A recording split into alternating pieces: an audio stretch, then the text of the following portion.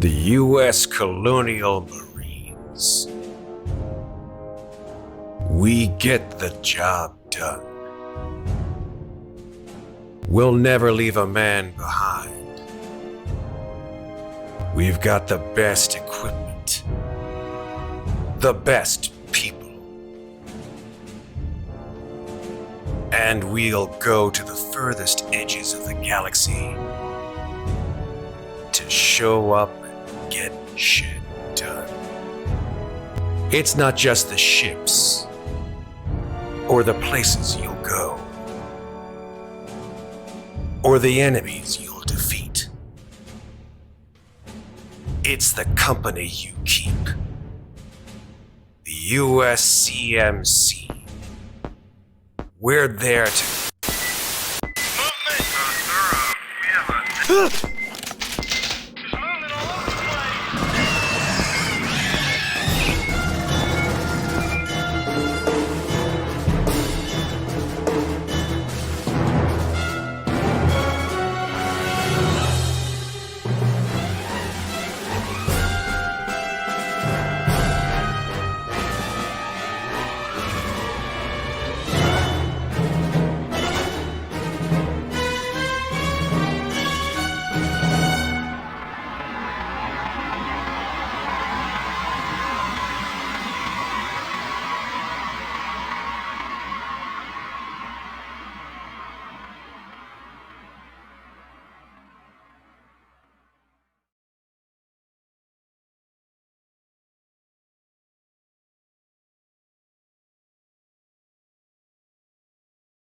Hey, folks, what's happening? It's your friends at Slices and Dices. We've been waiting for this for a long time. And I know you guys in chat have too. Thank you for those of you in chat watching us live. We had some technical issues, but we have resolved them. We are ready. It is time. It is time, my friends, to play Alien RPG. I'm happy to say that this is... one of our favorite times of the month. As we get to do this every month. We don't get to do this every week, although I would love to do it every week. Kill you guys off and have you guys come back, and then kill you guys off and have you come back, and throw you, awful situations that you will be, having nightmares about every... No, that you need your psyche to recover, right? You need a couple weeks in between. Yeah. I'm okay with that. I'm all right with that. Freud called that Super Mario syndrome. Super Mario syndrome? Why is it Super Mario syndrome? Because you die and you come back exactly where you left off. Yeah. You must have never gotten the game over then, huh? Oh. Isn't that how this thing goes? In the game of No, life, we are you always got it losing, mostly. especially on the Marine cause. I don't know why you're like. Is your Marine German?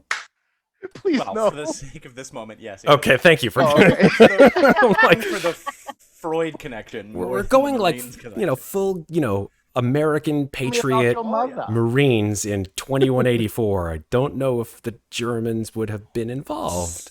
So what you're saying is the next character I have to do is Michael. Oh Jansen. my god! Oh my god! How fast Chicago. would you like to lose viewers in the Slices and Dices? I will blame you, sir. I will blame all of what you have been saying for... I mean, I have friends in Chicago. But not for long, it seems, I guess. Not anymore. Speaking of friends, I've got 5 of them, all arrayed in a little circle below me. And... Somebody else here? What? Oh, you mean you? Yeah, that means you. Oh, Yeah, okay. that's- yeah. That makes Wait. all right. We're friends? Yeah, well, I mean, Oh, okay. in all but name. Sorry. Oh, Ow. my feelings, all one of them. Make your toes curl. Yeah. Ow. And we've got a game to play. We are starting our Alien RPG campaign. If you thought the hurt that I put on you guys on the scenarios was bad, then it will just keeps coming over and over and over again.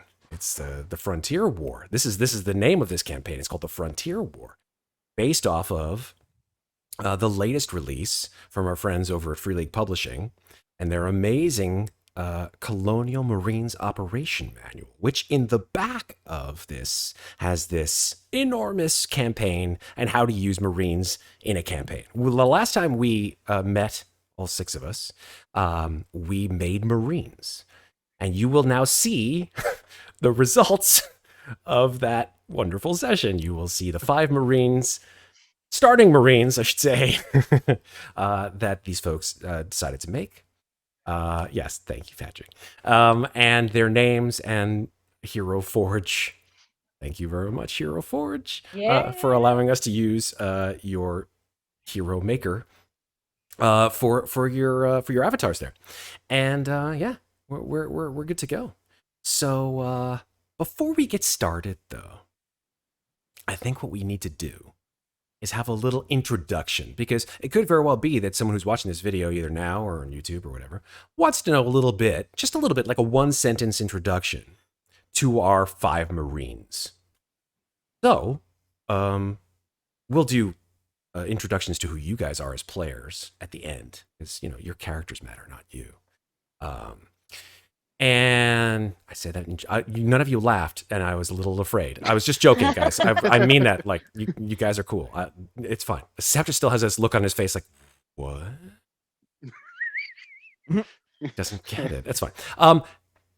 Your characters. Let's start with your characters. So we're going to go clockwise. We'll start with James. James, tell us about your character. So this is Gunnery Sergeant Groose. Is his name Groose? His name on the overlay is Groose, but what is his real name? Oh, okay. Unless his name is Groose. I have it written down. Okay. Good. No, but sorry, excuse me. Yeah. Is Duke Gregory, Gunnery Sergeant Duke Gregory, aka the Groose. He's a professional pilot by trade, and he's always gonna look good while he's doing it. Fantastic. On the loose. The Groose. Okay. Thank you, Groose. All right. Then we have Jonathan's character. Jonathan, tell us about your character, please. I am playing as Private First Class Taiko Summers, standing at a quite tall 6 feet, well built, and I am the automatic rifleman of this squad. Which means that you carry a? I carry the well-known smart gun. M56 smart gun. Mm-hmm. Oh, yeah. That big mammer jammer. All right, very cool. Thank you very much, Jonathan. And then moving on to someone who obviously loves to not only make characters, but have himself look like one. Because why not go full bore? Sarah, tell us about your amazing character. And why I will probably try my best not to kill her and spare you another haircut. This was already my haircut. All I Oh, did it was? all I did was put some purple wax in it. That's all I did. Oh, I get you. Okay. I'm Private First Class Lena Masters. She has a purple mohawk that is much better than mine, but this wax is very, very heavy. An 8-ball tattoo on her neck and a target spray painted on her armor. She is a breacher, which means that if there is a gun, she probably has it. Especially the RPG launcher. Very good at blowing things up. She's extremely tough. Signed up for a 3-year hitch with the Marines to get herself out of a jam, and here we are. Okay. Fantastic. Moving on to someone who's already in character, I think. Oh no, you're definitely in character already. I can tell right now. Just the dead stare. Yeah, it's just like, do you know what I've done? Seen some things, man. Yeah, the things I've seen. Stuff. Oh, so he laughed. He's like, Stone Fist. Scepter, tell us about your character. All right. So my character's name is John Rhyder. A very quiet man for the most part. He's scruffy. It looks like he barely washes much. And he is the dedicated marksman carrying around the the suppressed M42A scope rifle. Okay. Sniper extraordinaire. Awesome. Hey, I barely kept to myself, honestly. So, Interesting. We'll find out more about that soon. And then finally, Patrick, tell us about your character. Comtech Marine First Sergeant Grant MacCauliff is that obnoxious guy that does all right and seems to survive and move up the ranks, but not enough to be, like, in charge of a lot of things. So his... Wait a minute. You just described you. Yes. Okay, I'm just making sure. Okay. Killing myself is the first step. Cool.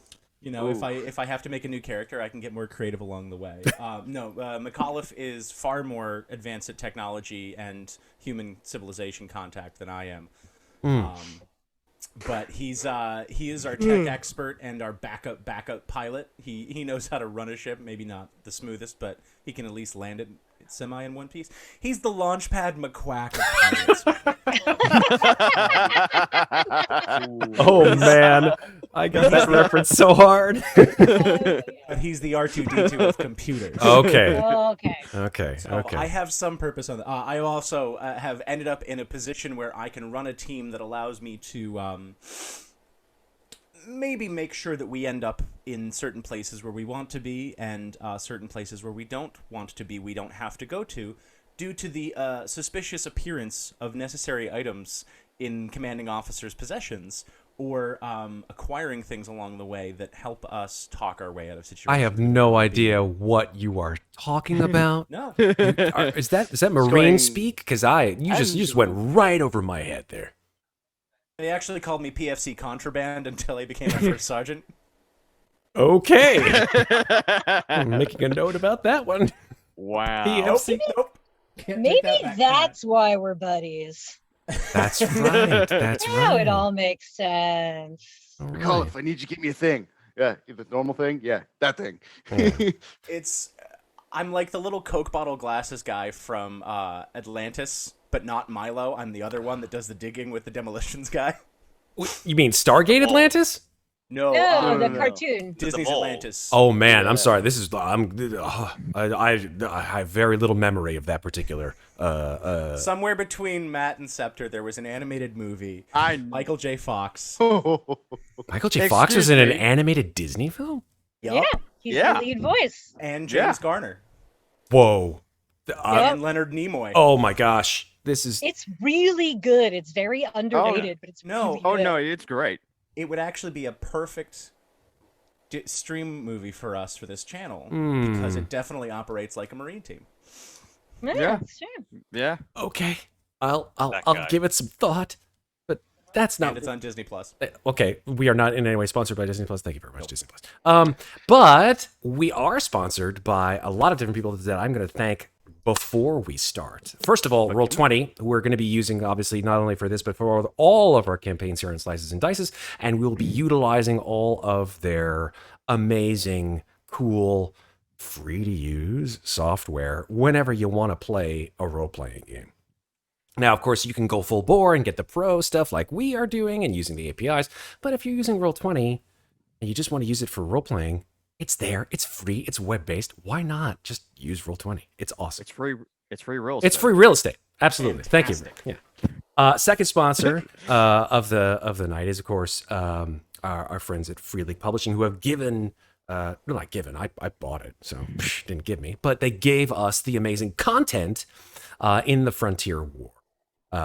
Within the Colonial Marine Operations Manual and all the amazing goodies inside. We've got new gear, and new weapons, and new monsters, and new aliens, obviously, but those will come with time. And, of course, the campaign itself, which, spoilers, may have Marines in it. You don't say. I'm just saying. Oh. Crazy. It's. I know you guys look. Some lingering questions. You guys have some shocked faces, but that's okay. And then the last sponsor of the night, a gentleman whose work needs no introduction, and all of his amazing maps. It's Jesper Nilsson Siren. I hope I pronounced that right. And he and I have been collaborating behind the scenes, and have been. He and his amazing artwork have been heavily utilized for all of the battle maps that you will see within this campaign. Maybe starting tonight, depending on what you guys decide to do. So hopefully we'll get to see that amazing work. And his work you can catch his Patreon. Links to that you will see in our notes for here within Slices and Dice's Twitch, as well as if you're watching this on YouTube, you will also see it in the little doobly-doo below. And I believe, if I could be wrong, I'm pretty sure I'm not wrong, that he's actually one of our amazing guests in chat tonight. Hi, Jesper. What's up? Amazing stuff, dude. All right. Plug away, by the way. That's it for all of our announcements. It's time to get started, folks. It's time to start us up. Hopefully everything works the way I have been planning. Okay. Here's to hoping, right? Oh, here's to hoping indeed. So, I'm going to ask you to indulge me as we start off with a little bit of some scene setting and perhaps a little bit of a speech and or monologue. From you, never. Oh, well, you know, I like to speak. Here we go. All of you just close your eyes and bring yourselves back into the alien universe. Yes, so comforting, so relaxing. No! No, Everything's screaming. on fire! No, yeah, it's awful. It's awful. Here we go. Oh, Scepter's already dead. Yeah, exactly.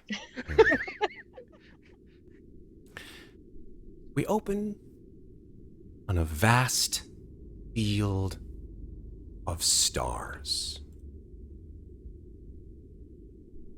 The camera slowly pans to the right. The brilliant reds of the binary dwarf stars inhabiting the Kruger 60 system slowly spinning into view, one enormous and taking up the majority of the frame, and the other a brilliant reddish dot, perhaps billions of miles away. And beyond them,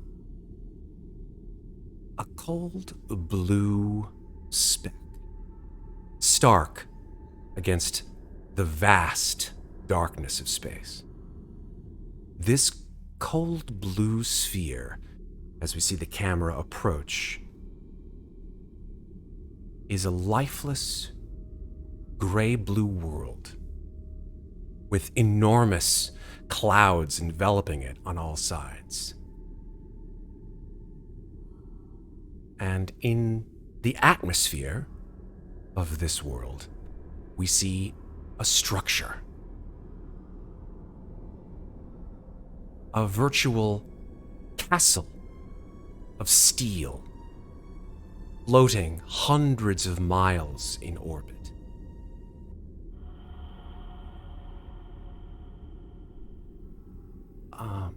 And there is, as the camera focuses in, an architectural lattice of metal anchoring this space station to the planet below. And as the clouds part, we see civilization on the planet, a colony of hundreds of buildings and streets, but there are no lights, no ships, no signals that this colony is anything but a lifeless remnant of perhaps a bygone era. But no, there is something. We watch and we see a rectangular object rising from this colony. And then, without any sound at all, a flash, a brilliant bubble of light, enveloping the center of the colony, and the clouds above it part as an enormous mushroom cloud appears. Something horrible has happened. The structure keeping the rising object tethered to the planet breaks and begins to spin. And the object, some sort of space elevator, decelerates as it reaches the now doomed station above the planet. After a moment, the elevator docks with the station, and the camera shows from afar 3 figures emerging from it.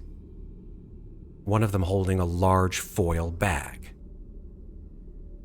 As they approach the airlock, one of them depresses the lever to remotely open it.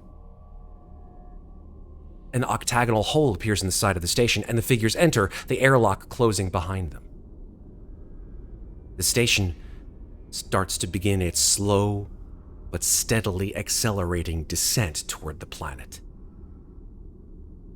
Heat waves begin to appear as the station enters the outer atmosphere. And then moments later, a small craft, perhaps of some sort of shuttle, launches swiftly out from the station into the void of space.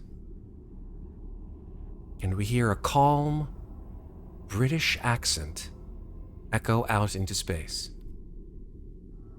Final report at the USCMC base, Fulton, Nebraska. David Davidovich of the UPP reporting. Colony attacked by unknown forces with advanced bioweapons. Project Life Force compromised. UPP and Colonial Marine forces wiped out. Colony and base destroyed. Thousands are dead. Only 4, or perhaps 3 1/4 of us have survived. I can only pray that the damn network picks this up before the UPP does. Or not. Either way, this is David Davidovich signing off. And as we watch, the craft slowly propels itself into the dark of the infinite as David's final message echoes into the abyss. And the camera fades from what we now remember as Arearchus to black. The view swiftly changes to another planet. This one, a strange green and gray orb. And in its northern hemisphere, 100-mile-wide volcanic mountain, larger and more prominent than the tallest terrestrial feature known. Think Mount Everest times 3. And then, something very, very large comes into view. The silhouette of this object is that of a futuristic rifle or gun with dagger-like protrusions lancing out from its front end. A forest of antennae entering the frame, with the bulk of the ship following as if in subservience. As indicated on its vast hull, this is the USS Tambitam, a Conestoga-class starship, part of the U.S. Colonial Marine Corps. It silently glides through space towards this rocky and lava-strewn planet. The subtitle reads, 30 days later. Bernice 378, Mu Hercules A system. The scene fades to the interior of this vessel. We see an enormous, cavernous hangar with 2 olive drab dropships clamped into the floor, a myriad cargo containers stacked high against the cathedral-like walls. In a side room, we see a garage parked with several large tank-like M57 APCs, which look kind of like this. And a few smaller XT-37 Stinger fast attack vehicles. I'll show you guys in a few minutes. The camera pans around, showing us a set of 4 dingy yellow mechanical constructs. Power loaders. Up, unpiloted, and currently standing sentinel in the silent hangar. The camera continues its journey past a set of silver lockers and benches, facing racks and racks and racks of firepower. Rifles, incinerators, RPGs, pistols, grenades. The potential for destruction here is formidable. We pass a small briefing room with seats facing a massive flat screen and a set of showers. The camera finally resides on a stark white mess room, bereft of people, dark and cold, with 2 perpetual motion spheres silently rotating on their axes for God knows how long these things have been in motion. And finally, we see a set of 9 semi-opaque cryotubes and a nearby computer monitor, which sparks to life.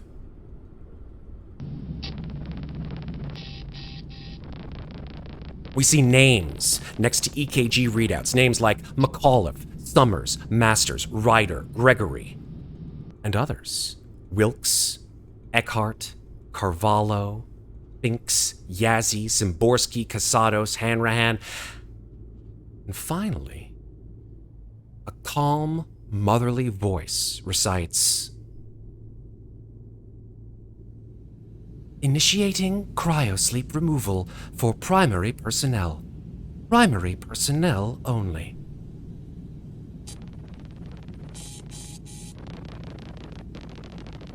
And some of these lights on these names flicker on.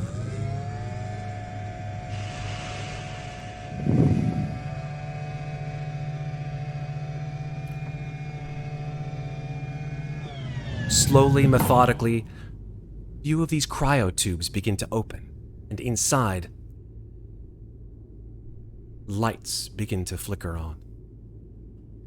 A grizzled man in his late 40s rubs his eyes, spits as if something in his mouth tastes awful, and curses, pulling electrodes from his chest, stretches and yawns. He looks to his left and sees another Marine waking from cryosleep and walks over to the terminal, rubs his closely cropped hair, looks at the display, and his face grows ashen. He mutters, and then, "Casados! Bridge on the double," and does not wait for this person's response before Lieutenant Colonel Hanrahan, commanding officer of the USS Tambatam, jogs off barefoot into the hall.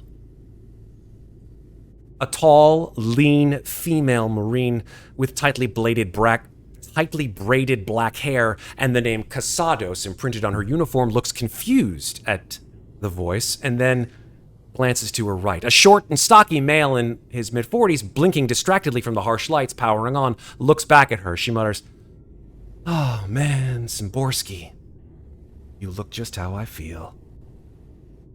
He grunts, sits up, wipes his nose on the back of his hand, says, "Guess shit's going down, Cass. You take care of Brass, I'll do the honors." She nods and then runs off to follow Lieutenant Colonel Hanrahan. Sergeant Szymborski pivots, then slides off the cryotube bed, and we see that he is missing an arm. He nimbly reaches down under his cryotube and pulls out a strange metallic appendage, which he extends and affixes to his left stump with a snap twist. And we see that his left arm rotates as if able to be used bionically. He flexes his metal hand, the gears whirring with a high-pitched sound. And then, in the loudest, gruffest voice possible, says, "Time to rise and shine, Marines. Fort Nebraska. Home sweet home." He grabs a stogie from where he stowed it behind his pillow, lights it, and punches a command on the nearby terminal.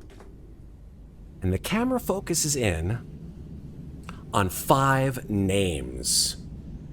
And next to them, the words "Stasis End," as the sound of 5 cryotubes open, slowly opening, reverberates throughout the ship.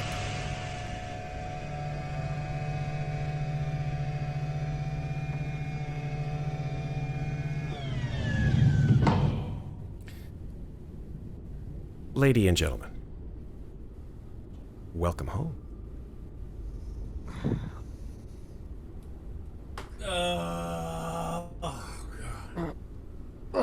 Every time. Every time. What's the matter, MacCauliff? You see your Staff Sergeant Adam Szymborski, a man who needs no introduction. He's have any of you seen Starship Troopers? Yes. Okay. The guy who's played by Michael Ironside. That's in my mind who Staff Sergeant Szymborski is. He's got like a voice just curated by years of talking so low that just the sound of his voice makes your toes curl. And he stands there with his mechanical arm just tapping, waiting for you five to get off your butts. Hold on, Mr. Bright. What's the matter, Groose? Gonna fetch your slippers for you?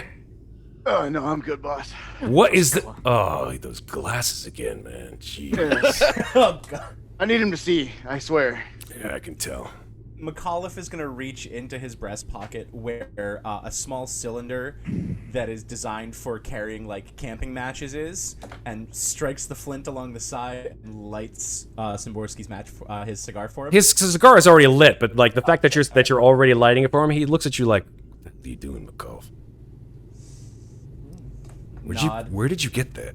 I'm going to unscrew the metal container that had the matches and pull out my own cigar exactly the same. And light it and just walk away from my. He's like, sleep bank. Sergeant mutters something. I reach around my neck real quick to see if I still have the chained bullet that I still have on me. When you last went into cryo sleep, you had it. It's still there. The bullet is still tethered to your chain around your neck. Are we still alive? Are we? No, Yeah, And of course. Groose, you look over to your left, and Ryder is talking, as he always does, to a bullet around his neck. Oh yeah, I forgot that. You good, Ryder? Kind of. You good, Ryder? Yeah, I'm good. I kind of swing my legs out of the cryopod, roll my shoulders, do one of these, and you hear a huge, just like pop. As like 5 vertebrae go at once. Just kind of smack my legs and say, morning, ladies. And I'm just going to go off to the shower. Yep. Stretch out arms and shoulders, and then one leg out immediately, set of 20 push-ups. Get up Right. and Nice. go to the shower. Summers, first roll of the game. You get it. Let boy. me switch. Hey, you're doing some athletic. I love it. Let me switch to our lovely starter map here. Give me 1 second here so that the folks at home can see our wonderful rolls. Here we go. All right, you have the honor, Summers, of doing our first stamina roll. Oh, Go boy. for it.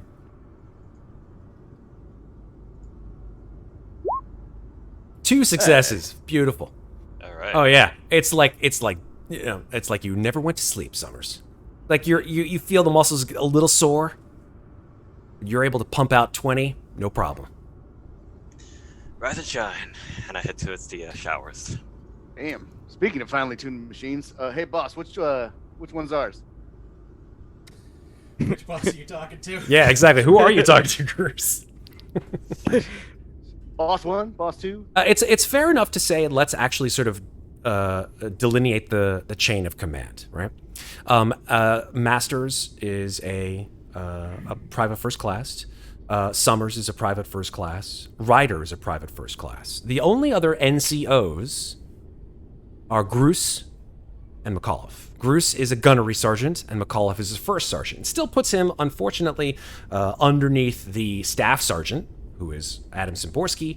Adam Szymborski works hand in hand with the lieutenant, who is Lieutenant Casados, who is your primary commanding officer of the actual platoon itself.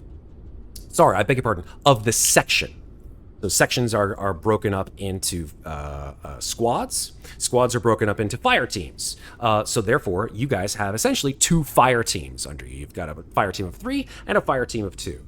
Usually, fire teams are broken up into 2 and 2 because they buddy up. So for example, a spotter will work with a sniper, and an automatic gunner will work with a rifle. But in this case, because you have a 3 and 2, MacCauliff being a Comtech Marine, Groose being a pilot, and the AFV driver specifically, the guy who drives the tank. You guys tend to sort of switch off. Like Rhyder, most of the time, you don't even really need a spotter. Groose puts in, his 2 cents every once in a while, but he's not really a spotter, per se. Over there, that one. Yeah, exactly. Yeah, right there. Yeah, right there. And Summers Other left it. and Taiko, it's great to have this gun. You've been handling these guns for years. So to have a rifleman at your side is useful, but you've done enough damage on your own to know that you don't necessarily need someone on your left, but it's good to have someone on your That's right. On your left. on your left. And Masters, all you need is an RPG and a direction. Like, honestly. Like, oh, blow that up? Yes, sir. Oh, blow that building up? Even better, right? So it comes as a little bit of a shock to you to see that you 5 are the only Marines that have come out of cryo besides Szymborski, Casados, and of course Lieutenant Colonel Hanrahan, whose cryotube is of course open without either Casados or Hanrahan present. The rest of your platoon, the other squad, is actually still in cryo. Having taken a quick lap to get his legs working, then I think MacCauliff will probably answer Groose's question by walking over to Szymborski and going, "Man's got a point, sir. What's the organization? What do we need? Point us at something." What are you talking about, MacCauliff? We're home. We're at Fort Nebraska. Everybody else just sleeping through downtime then, I yell from the shower. So, why are we the only ones up? I don't know. That's why it seems weird, sir. Well, State of Say the what- obvious. I'm sure. Vehicle maintenance again? Listen, all I pushed. Listen, all I know is Casados and Hanrahan went running off. Hanrahan's got a bug up his butt again, but whatever. Don't tell him I told you that. But listen, The fuck else is new? I know. We're here at Nebraska. Maybe there's some wacko UPP. Listen, we're Nebraska. We're not in good old UA space. We're on the frontier, and as we all know, the frontier is not a place to be fucked with. UPP is out there, and the rest of the crazy mother effers. You got to make sure you know what's what. So clearly, you guys were taken out. You know what? I'll bring up Wilkes and the rest of those folks later. Yeah, whatever. More hot water for me. Whatever's out there better not fuck with us. I just gotta... Sorry. No. You better say I'm sorry. Right. I'm just gotta go find my outfit. Just skip like the showers. And this. Yeah, that's fine. You hardly take them any once in a while anyway. Yeah. For you, it's just like, yeah. Ryder, your hair, man. We gotta find you a place in Nebraska. When we get back down to Arearchus, you gotta get a haircut. Cause like this whole long-haired shit is just it's not in it's not part of the Marine look. Sir, if I may, what he lacks in Marine fashion, he makes up for in accuracy, and that's why I like having him on my team. I just give a deadpan stare. I was say the funkiest part of his charm, sir. I like to think It's that not I'm a mile now away. I'm now at the mirror, like touching up the sides of my mohawk with a electric razor. I'm like, I'll give him a haircut if you want. As long as he gets rid of that beard, because that thing is just ugly as hell.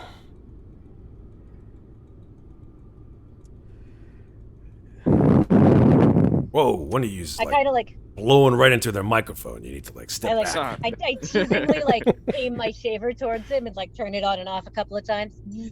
Come here, buddy. No. Come on, it'll be fun. No. I bet there's a face under there and everything. Come here.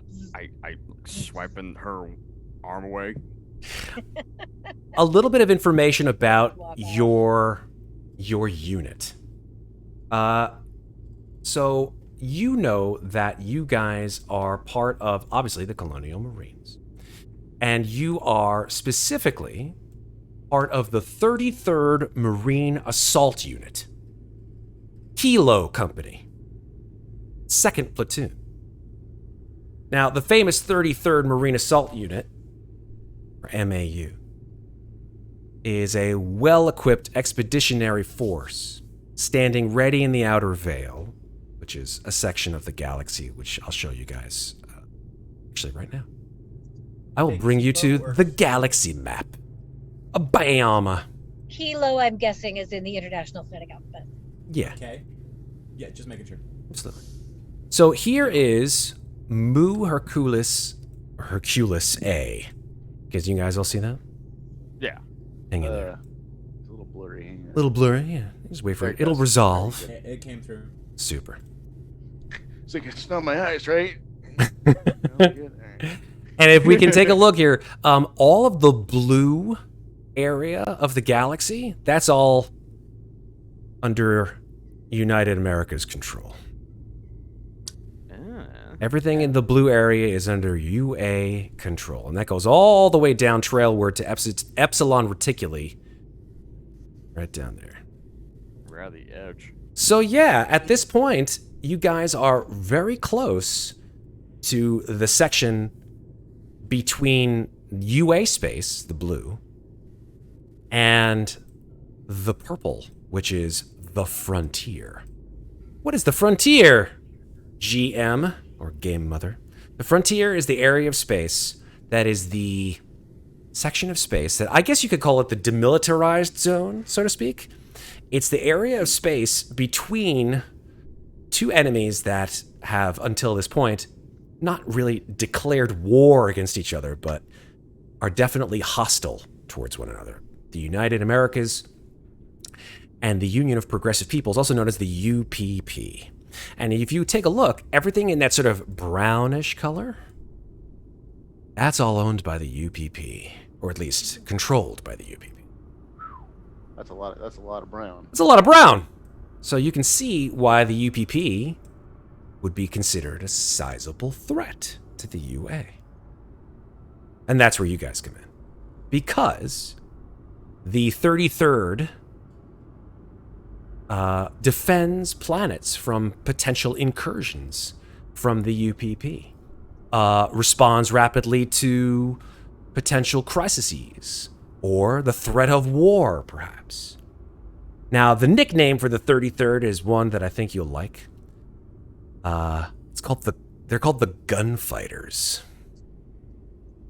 Back in the old Earth, in, I guess, the 1800s, they actually had people who would fight with six-shooters, these little pistols that actually had single rounds that you could sort of spin around. And one of you, I'm sure, probably knows, if you know your Earth history, that these Your gun history. or your gun history, exactly. That these cowboys, or whatever they wanted to be called, or marshals, were the only potential law and order in the wild, wild area of the world known as the Wild West in America. And so in that regard, the colonial Marines are sort of seen, at least the 33rd, as these marshals, as these colonial forces that will come in and stop incursions wherever necessary. Now, the UPP, what to say about the UPP? They are comprised of essentially 3 or 4 different countries that back in old Earth were seen as socialist, communist. These words don't really mean very much anymore, since most ways of government have sort of gone the way of just global and sort of galactic domination, coupled with potential partnership from vast corporations. But anything that's not capitalism is seen as potentially bad.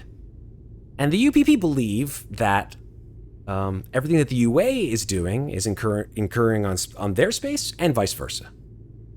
That said, the 33rd take infantry units, drop ships, and other forces from Earth-based Marine regiments like yourselves, or aerospace wings, which unfortunately you don't have any, at least not on the Tambatam, to create an adaptable and self-sufficient combat-ready force. Your MAU is comprised of around 2,200 troops. Now, there are not 2,200 troops on the Tambatam. It's actually only about a dozen or so. Because Conestoga-class frigates, like the one that you're on, and like the one we saw in Aliens, like the Sulaco, really aren't meant to hold an enormous amount of troops unless they are doing some kind of invasion-type scenario. But most of the time, Conestoga-class frigates will cruise around space, picking up communications from various worlds that need help, and then Marine forces are sent in to help resolve those particular conflicts. On board, you have 2 Cheyenne dropships, which will drop you from the upper atmosphere down to planet. They also have within the garage 4 M577 APCs. I'm going to go ahead and say, Groose, one of them is your baby. One of them was the one that you'd like to drive. You want to give it a name? Yeah, I think we'll call it LJ. LJ. Love it. Okay. We'll find out about that later. And then one of the two Marine dropships is run by a pilot who has not yet come out of hypersleep, who is she's a pretty well-known pilot. You've had your run-ins with her before, but she's done her share of drops, and her name is, let me find out, Karen Eckhart. She's a lieutenant, as most pilots are. They're all officers. But Karen Eckhart, I'm going to go ahead and say, MacCauliff, you and she have, shall we say, had your... Exchanged contraband. There you go. Sure, exchanged contraband. Yeah, that's exactly right. But Eckhart, she's a great pilot, at least for APCs. She's for Cheyenne dropships. She doesn't drive the tanks. She calls them big lungs of junk. Groose probably gets on your nerve a little bit because she's into flying birds. That's all good. Who else do I mention on board the Tambatam? Oh yes, of course. Every Marine platoon, as of about 20 years ago, comes standard with an android. And this one is no different. You see that one is now just slowly now coming out of hypersleep, although they don't necessarily need to. This one seems to want to, maybe to fit in more often. You see that as the cryotube opens and the android sits up slowly, you see that he's sort of, he's well built. He's got a lean frame, piercing blue eyes, and a shock of white hair. He sits up, looks around, sees all 5 of you, as well as Szymborski, and says, "Hello? Glad to see you're all up." You recognize this as the android. He's an R series. He's not a Bishop series. He's an R series, which is sort of a cousin to the R series. Not made for combat. But his name is Roy. Roy's our boy. Roy's your boy. He's a relatively taciturn guy. He doesn't talk a lot. And he is Lieutenant Casados' sort of right-hand man. Does all the analysis, makes sure that everything is standard, has a nice little place down on Fort Nebraska, seems to like to raise plants, indoor plants, a lot. Seems to like, for some reason, living things, green things. And that's Roy. Morning, Roy. You sleep good? Hello, Mr. Gregory. Yes, slept very well, thank you. Good to hear. Sergeant Szymborski, have we achieved orbit over Aryarchus? And you see Szymborski's face looking at the terminal sort of grow concerned. He's like, Can I also look at the terminal? yeah, you can walk around to the terminal, and Szymborski's, he doesn't even notice you're there. Yep. you want me to comm check or just? No, you can look at it. It's pretty obvious from looking at the terminal that you are not on Ariarchus. You are orbiting Mu Herculis A.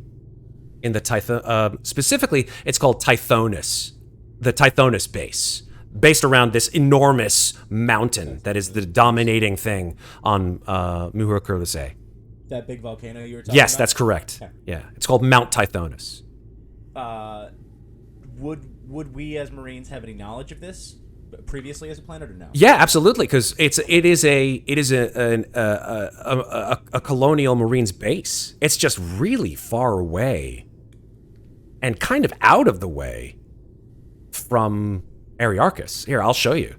So if we just clearly, you're not going to go through the frontier and UPP space to get here, right? Because otherwise, you'd there'd be an incursion. UPP forces would go and attack you. But if I were to, for example, draw a line from Mu Herculis, oops, sorry, let me just draw it from here. You would have to go through UA space all the way down here, right? Which is in light years.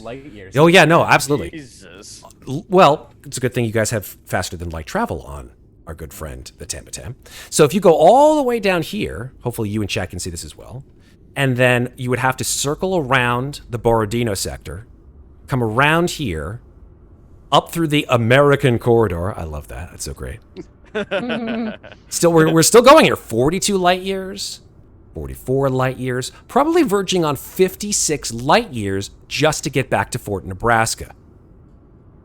That's so far away. That's a long travel. That's about 30 days travel in hypersleep. But Han Solo can do it in 12 parsecs. Yes, exactly. Thank you, Han Solo. What are we doing all the way out here? Should we have got out and asked for directions, sir? Because this doesn't seem like Fort Nebraska. You're very smart, MacCauliff. This is. Well, thank you, sir. I tried very hard. Mick, I'm really starting to reconsider our friendship here.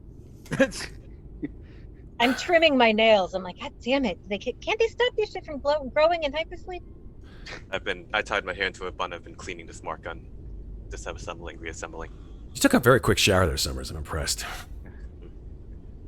Groose is working on LJ in the corner. It's like, what's happening? Oh no, Something wrong? LJ. They're in the wrong place. Yeah, LJ is like way down the hall. Oh, the garage is like down the corridor, past the mess hall, past the briefing room, all the way out to the main hangar, and off to the hangar is, well, you know what? I gotta show you guys what it looks like. Now that we've shown you guys where you are, why don't I show you guys a little bit more about where you really are? On the USS Tamatam itself. Now, this is not a battle map, so our friend Jasper did not do this, and I totally get why, because, hell, I mean, unless you guys start picking fights here, there's no reason to think that you would want to. But what I'll do is I will showcase to, whoa, zoomed out a little too far there. I will showcase to you all where you all are at. You are all coming out of hypersleep in this area here. Right. Well, I mean, I thought we were out by now, but You're probably in the same area. If you want to go out past the Out of your bed. yeah, out of your bed. Carvalho also Carvalho is another Marine. She's still in hypersleep. She had a cousin actually on Ariarchus, whose name was Isaac Carvalho. Wonder what happened to him. And then, of course, we have a couple of other Marines. You got Wilkes. Wilkes was involved in some situation a while back, and half of his face got, like, melted off by some weird chemical. His right eye is blind, but he's a tough SOB. So he's still in hypersleep, but, what happened to him? Who knows? Seems kind of tight-lipped about it. something about him looks familiar, but Maybe one half of his face looks familiar. The other half, maybe not so much. These are lockers, right? Those are lockers, yeah. Let me zoom in a little bit and show you guys the layout. So yeah, these are your lockers. Showers are sort of this is the mess hall here, MacCauliff, that you've just wandered into here. This is essentially yep. That's where you guys will eat your standard rations and cornbread and all that kind of stuff. Delicious. Yummy. Indeed. Over here, still sleeping, is another Marine. His name is, you call him Rat. His last name is Finks. Everyone calls him Rat Finks. That thanks. Yeah, absolutely. Yeah, he's got his own special story, so we'll leave that for a later time. But you guys are all set. And then, of course, there's another Marine who you haven't seen, who I didn't have the chance to put into a Hypersleep pod, but I will right now. And his name is Yazzie. His last name is Yazzie. When everyone sees him, they immediately think that he's like some really cool Native American shaman because of like his outfit. But truth be told, he's from Brooklyn. No. Yeah, and he's like, I don't know why you guys all think that like I know all this like magic crap. I can tell you where to get a really great slice of pizza, but that's pretty much it.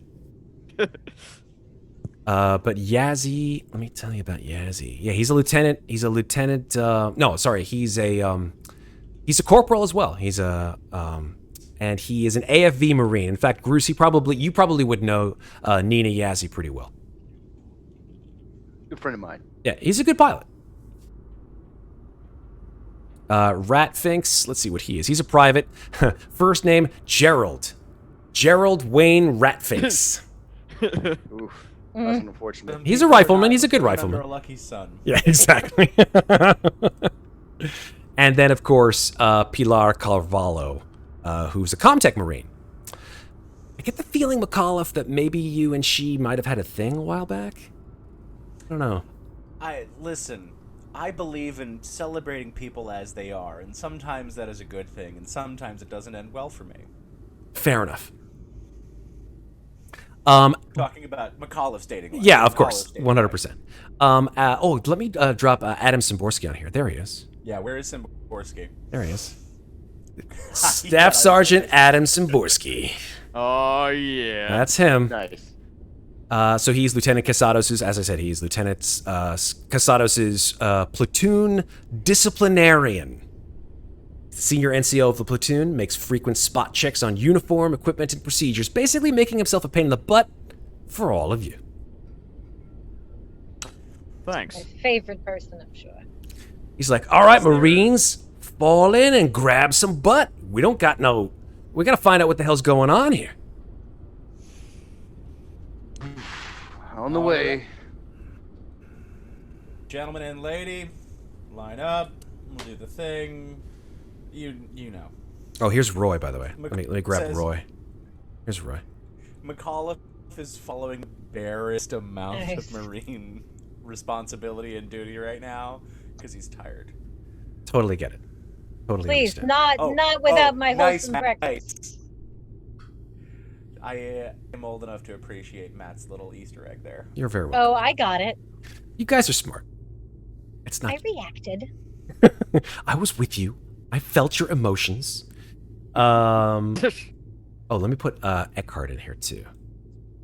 She's a pilot, so I have to put. Yeah, she actually went to sleep with her helmet on. Nice. Who knew?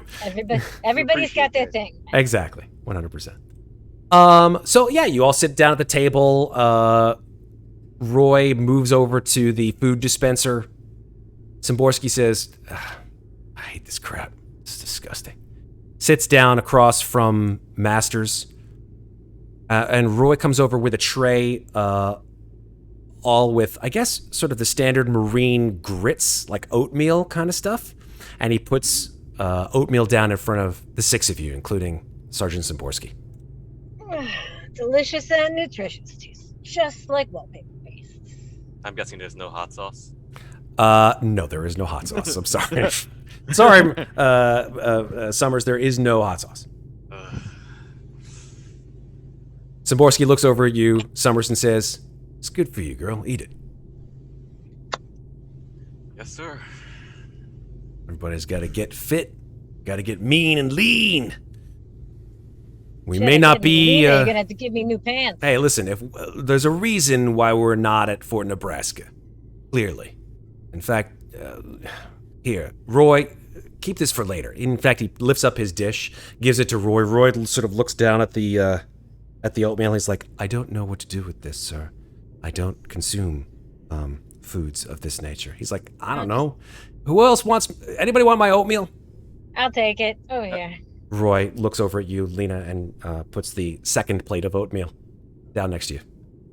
It may not taste too good, but everybody needs fuel, so Eat up.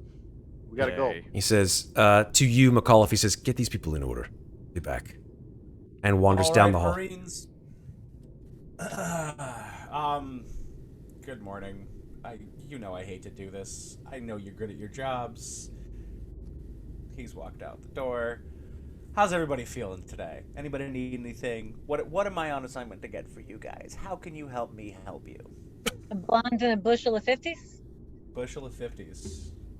MacCauliff starts scribbling on the little notepad inside his left sleeve. Mac, it was a fucking joke. God. I mean, if you're asking. I mean, not the MacCauliff, blonde, but the other part. Jesus. If you're asking, MacCauliff, I could use that with the high grade oil you got me the other day. Yeah, I can work on that. I'm gonna need you to give me something to trade for it to make that red paperclip happen, but I'm here for it. We got oatmeal?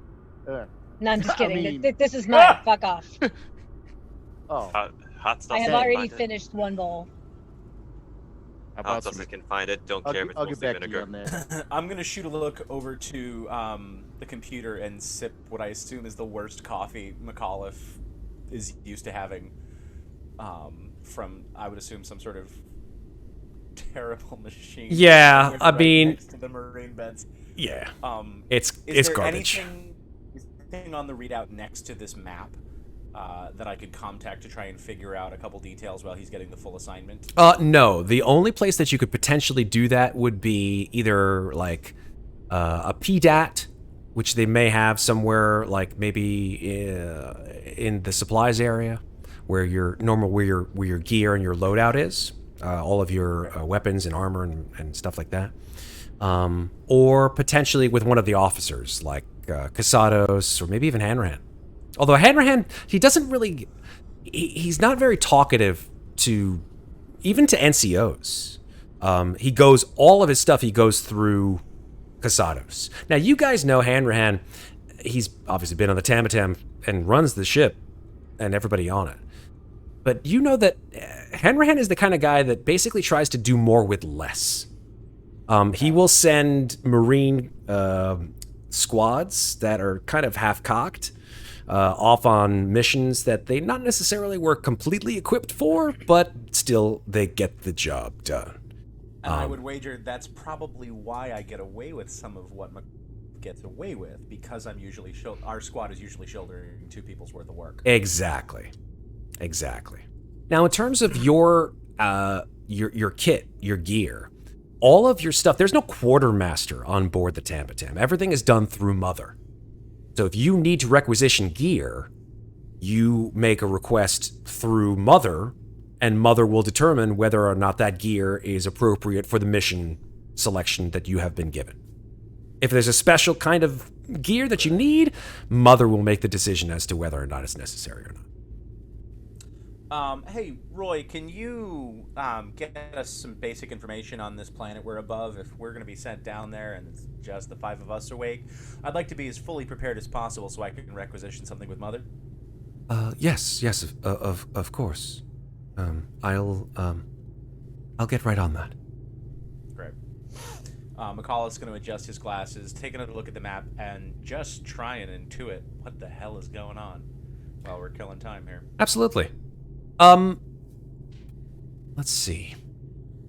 I would say maybe as you're looking at the map, MacCauliff, you note that a couple things. First of all, Mu Herculis A, the planet over which you guys are currently, is a rather large UA base, the majority of which, you remember, is carved into the center of the mountain itself. Like, you just see there are miles and miles and miles of tunnels that have gone into this mountain, and the UA is one of the main strongholds of UA military strength is in this mountain. So, yeah. Okay. Tunnels. Are the tunnels wide enough for Groose to drive LJ down? Yeah, I mean, if you were dropped onto the planet, you would probably be able to drive LJ. Because they have landing platforms and ramps that you could drive any number of APCs or Stingers or what have you.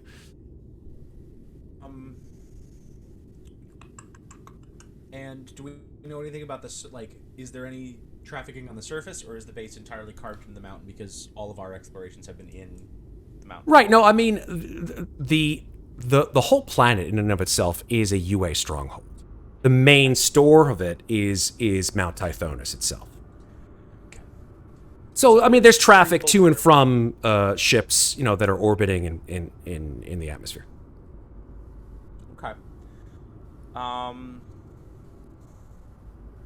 I think at that point, then, I'm just going to start filling out a requisition for our usual wheels, maybe some mining equipment in case we need it. And you said there was also some green as well as gray on the planet. Is there, like, jungles and stuff? Yeah, I mean, it seems like there's some vegetation, but it's mostly rock and lava. Oh, okay.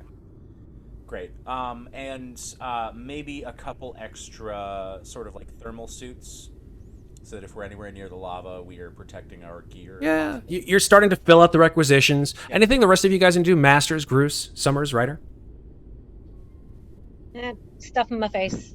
Yeah. Stuff in your face. Oatmeal. Just all oatmeal, Masters. Carbs, energy. The faster you eat it, the less you taste. Finish it up and then get back to prepping and warming up. Just the standard loadout, MacCauliff. I mean, if we're going into rough territory, I need the tools to fix LJ if we need to. But Yeah. you know what's up. Yeah, you know me, the usual list, man. And maybe a rubber hose and a funnel if need be. We can get you some gas by siphoning it off of something else down there while we're killing time. You do not want to put what is in these things in your mouth. I'm going to put that right to you, Patrick. Do not do Listen, that. I leave that to Groose. I don't do any of that work. I just provide him the tools so he can do it himself. Well, I mean, I don't want to, but if I have to, I mean, I appreciate it. I requisition whatever we need to make sure that Groose can get Groose juice. Ryder. Hey, Mac. Yeah, Groose Yes. The Groose juice. Hey, Mac, how about some ear muffs as well, or earplugs or whatever? Yeah, I can put in a request for earplugs. Do you want the over ears or you want the little AirPods you pay extra for you can't plug in? Wherever's better. I put in a request for both. Awesome. Maybe I can use the other one as a barter. As you guys are all laughing and stuff, Roy comes walking back into the mess hall, and he has this sort of ashen look on his face, and he says, I believe Lieutenant Casados would like to see you all in the briefing room. There's a matter of utmost importance that I believe you all should have knowledge of. MacCauliff adjusts his glasses, fills up the coffee, and just looks at all of you and goes, "Sorry." Oh, whatever. They woke us up for something. I didn't think it was a party. Now, Roy is an android. He often doesn't show emotions, and if anything, they are sort of simulated emotions. So for him to have been this overt, there's something not right. Think of I it kind this of way, slap him on Masters. the. Oh. I just kind of slap Roy on the back as I go to fill up my coffee on the way to the briefing, and I say, "Roy, cheer the fuck up, man. It's not the end of the world. If it was, we'd be dead already." He says nothing. Think of it this way, Masters. If it looks that bad, there's plenty of things for you to shoot. Hey, man. Job's a job. I'm here to do what I'm paid for. Let's go. Because I'm not getting shot. Let's ride. Roy sort of gestures to the corridor, which will bring you directly to the briefing room. I will bring you there so you guys don't have to move. I'll just grab you, copy you, and paste you. Sweet. We'll stop moving then. I appreciate that. Okay. Now I'm scrolling around the map to find it. Move. Oh, that's all right. I got you. Let me just... I accidentally made the plus-minus bar shrink together. Oh, that's now easy. That's easy to fix. How do I fix that? Yeah, so you have to... I did that too, actually, once. That's pretty funny. I did it by accident. No idea what the fuck I did. If you click on the number above the bar, 80% or whatever it is, it will Beautiful. lengthen out. Thank you. You're welcome. So there you go. You guys are sort of passing by some more lockers. These are for the additional Marines. You see Szymborski standing here. The briefing room is down at the other end of the hallway. And you do see, at the end of the hallway, you see Lieutenant Colonel Hanrahan, a gruff man, lined face, pencil mustache, slick back hair, over here, standing, and to his right, he's vigorously gesturing to somebody inside the briefing room. Can I I gauge anything based on the looks on Szymborski and Hanrahan's faces? Szymborski looks at you stone-faced. He's like, get your ass in there. Come on, guys. Yeah. Right. Got it. Groose is gonna take a seat in the back and just like. I take a seat here and I put my feet up on the seat in front of me. Front and Also center. feet up.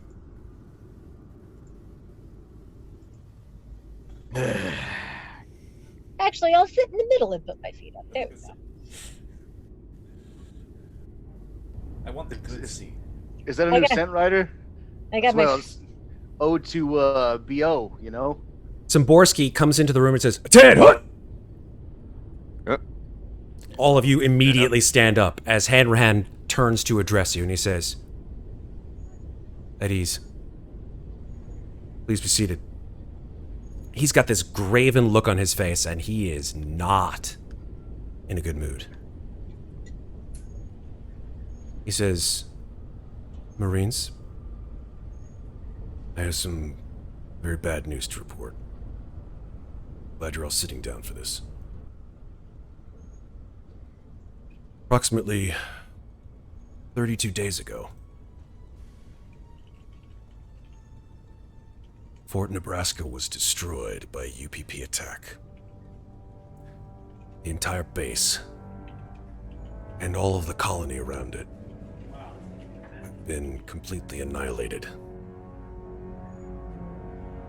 Fuck. I take my feet off of the seat in front of me and actually kind of like sit up. God. Is there any official report about what happened? Or anything? He says, there is, but it is classified. Afraid that the only information that we've been levied is that there was a thermonuclear explosion that destroyed the entire colony. We feel that it might have been the work of the border bombers. Now, the words border bombers mean something to the five of you. For the past 4 or 5 years, there have been reports on the edge of frontier space of potentially UPP forces, potentially corporate forces. There's sort of an unknown quantity. But most people feel that it is the UPP. Going from UA planet to UA planet to UA planet and bombing the utter shit out of them. There was one back Hadley's Hope on LV-426 about 6 or 7 years ago. That entire colony destroyed, nothing left. One of the Conestoga class frigates that was sent was never recovered, the Sulaco. How the fuck long were we asleep? This happened 32 days ago. I'm afraid so. It seems to me based on the log. Batam came in orbit over Arearchus. Mother found nothing but a smoking husk, then rerouted us here to Mu Hercules A. And we've been in hypersleep for over 30 days. What are we doing here then? Yeah.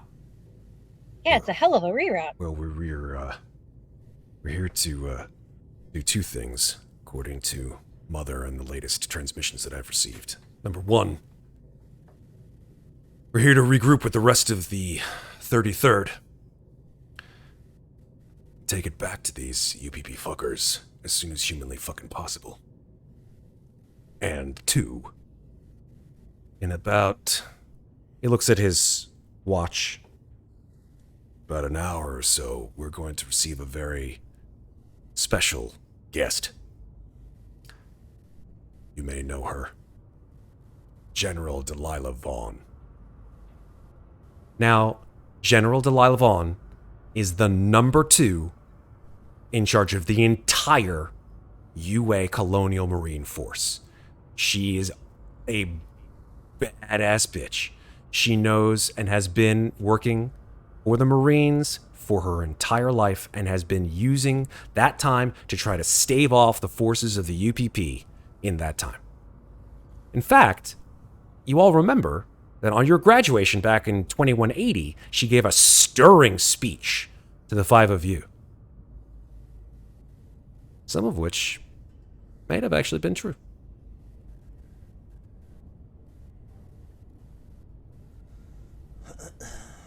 Delilah will be, General Vaughn be visiting us. She'll be here within the hour. I expect nothing but the best behavior for all of you. Do you have to look at me when you say that, sir? I do it on purpose, MacCauliff. It's weird. I mean, why is the top brass coming all the way out this way just to talk to us? For Yeah, this shit don't smell right. the same reason that I think it should, which is that she's going to set us on the right path. Victory against the UPP.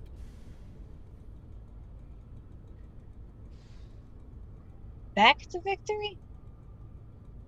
Is something you ain't telling us, boss? No, I'm not telling you nothing you don't already know, Masters.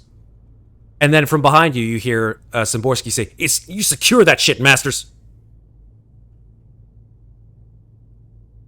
Consider it secured, sir. Casados, Lieutenant Casados, who is the female, who is the lieutenant here across the way, has been pretty quiet the entire time. Her arms have been crossed. She's sort of looking nervously back and forth between Hanrahan, Szymborski, and the five of you. And she says, "Marines, this is no joke. For Nebraska was our home. And we're not just going to sit down and take it while the UPP shoves a grenade up our ass. We're going to take it back to them." Fair enough to me. And what did the five of us do to earn such a privilege, sir? You're the first to wake. The other squad, they'll be sent on their own missions, I'm sure. You all will. Sorry, go ahead. No, you go ahead, MacCauliff. I just want to understand the parameters of what we're getting into. If we're the first five out, is this reconnaissance? Is this aggression? What is it you're looking for us to accomplish? We're going to be given our orders by General Vaughn herself. And what she says goes. Understood. That's all you need to know. Everything else is on a need-to-know basis. And before you fucking ask it, no, you do not need to know. A likely chance of survivors? On Fort Nebraska? Are you fucking kidding me? Ryder, that was a big-ass bomb, dude. There's nothing left. Never know. Like, nothing, Just got a nothing. new house plant. Do I have any questions from the five of you of any merit? Oh, sir. Nothing that isn't sarcastic, sir. No, sir. Why am I not surprised, MacCauliff? Dismissed! And he turns his back to you and grabs a PDAT from a nearby podium and begins to sort of tap out some orders. That was enlightening. Just gonna make my way out. Destroyed. Just gonna. I can't. Can you put the names on the tokens, by the way? Oh, they're there.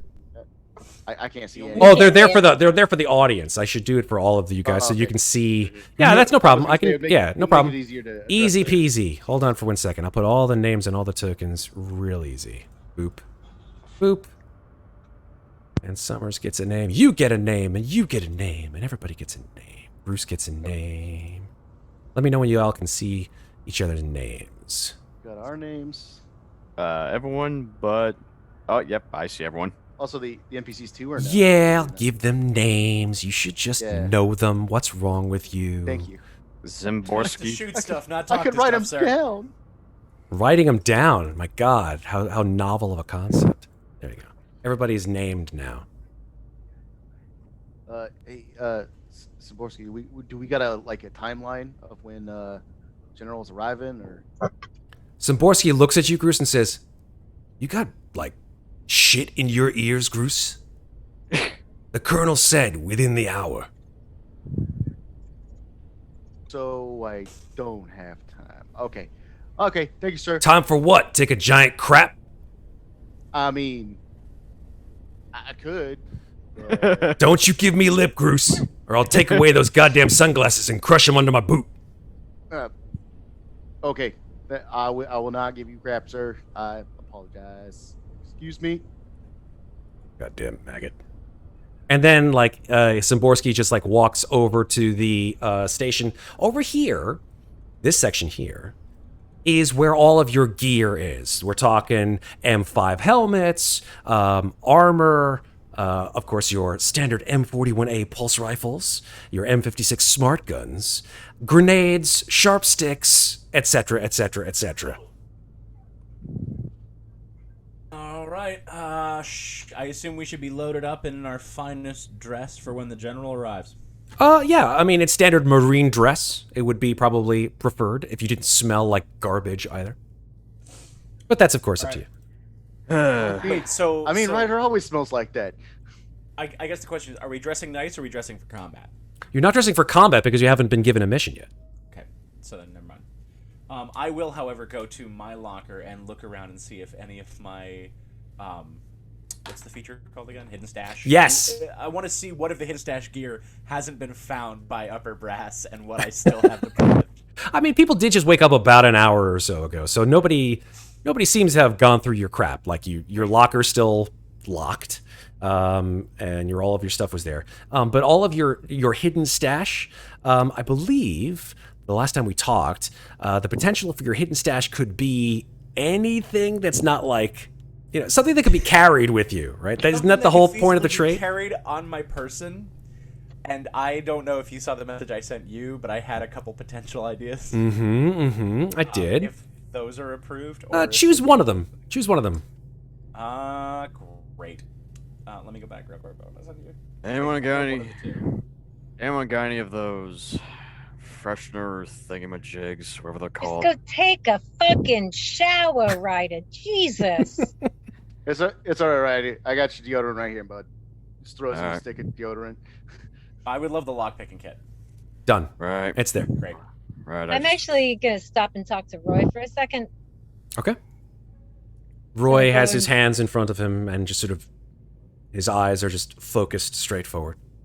I'm going to go and be like, hey, man, sorry about your greenhouse. That really sucks. Oh, I didn't even think about that. Oh, well, I know it's like your thing, and you looked so upset. I mean, what else has got you so worried? Beg your pardon? You look paler than usual. And I know that you're not really much for people, and you are much for plants, and so I thought the plants were what you were worried about. So is it No, something Private. else? I was deeply troubled by the fact that the UPP would be so brazen as to kill thousands of people on Ariarchus, a move that never thought would have been feasible for today. So many dead, so many lives lost. So you think it wasn't the UPP, or what? No, I have no reason to believe otherwise.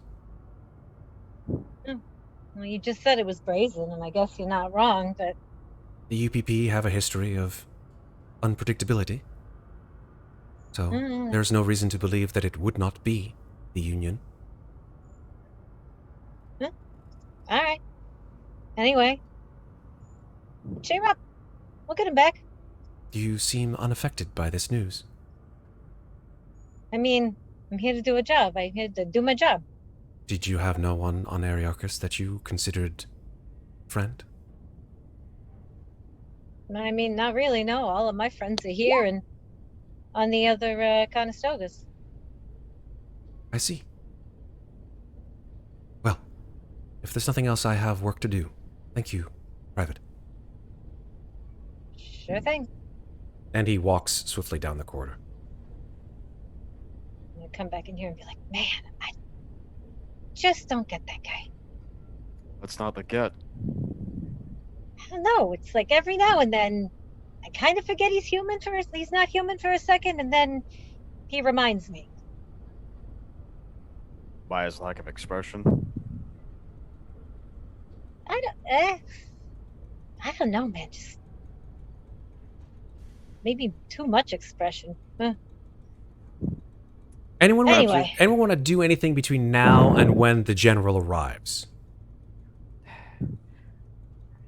Check by mail. You've got mail. 300 years into the show, or 200 years into the future, that sound still exists. It came back. Like, it came back with like, you know, yeah. Everyone was like, I remember that sound. Let's bring it back. MacCauliff programmed it onto everyone's comms while they were in cryosleep. So, I pull the ball Calibrate thing. my watch. Every time your your PDAT goes off, it's the logging on AOL soundtrack. It's the little Yes. Yeah. it's the ICQ chirp. Yes, they brought back 56K baud modems. Mhm. Yeah. If there's any way to like read up on the planet and maybe get a dissertation on like Dissertation. I don't know, a breakdown of what we might be in for based on previous sort of like things like reading case files. And Yeah, sort sure. of- I can send that to you. It's experiences. it's nothing that you're going to necessarily need to worry about right now. Great. Fair enough. Actually, I'll probably hit the gym. I just Oh, actually, no. I'm gonna run laps around the hangar. That's what I'm gonna do. Okay. I will hit the gym. Solid. Especially because I see Summer's going into the gym, so I decided to run laps in the hangar. Mm-hmm. Mm-hmm. I get Is it. is LJ in the hangar? LJ is in the hangar. In fact, let me bring you, Groose, to where the hangar is. In fact, let me just go over here for a I second. think I found the hangar. You did find the hangar right here. This Look, is and there's a little track for me right around the outside. exactly. This is where the drop ships will drop into the upper atmosphere. There are two of them. You see that one of the drop ships actually has a little decal on the side. It has a Jason mask on it, and it says Friday the 13th on the side. Nice. So good. That Eckhart's That is Eckhart's ship. nice. Here is the cars. The cars are actually not really detailed on this map, but in the big map, because this map is actually, from a scale perspective, much smaller than the ones that you've been on, obviously, because you're not like the size of a fifth of the drop ships.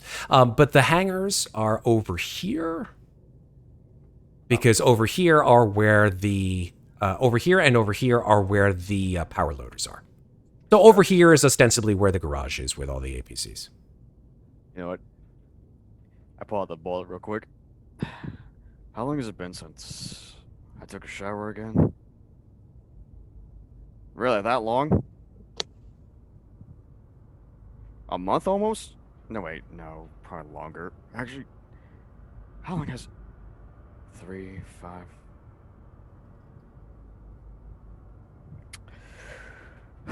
What do you call your bullet, Ryder? Do you have a name for it? Wilson? Wilson. Just paint a smiley face on it. I love it.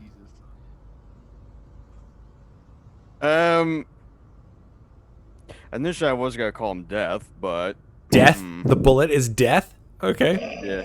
It's kind of a little grim, but hey, it's up to you. You can call him Mort. Mort. What?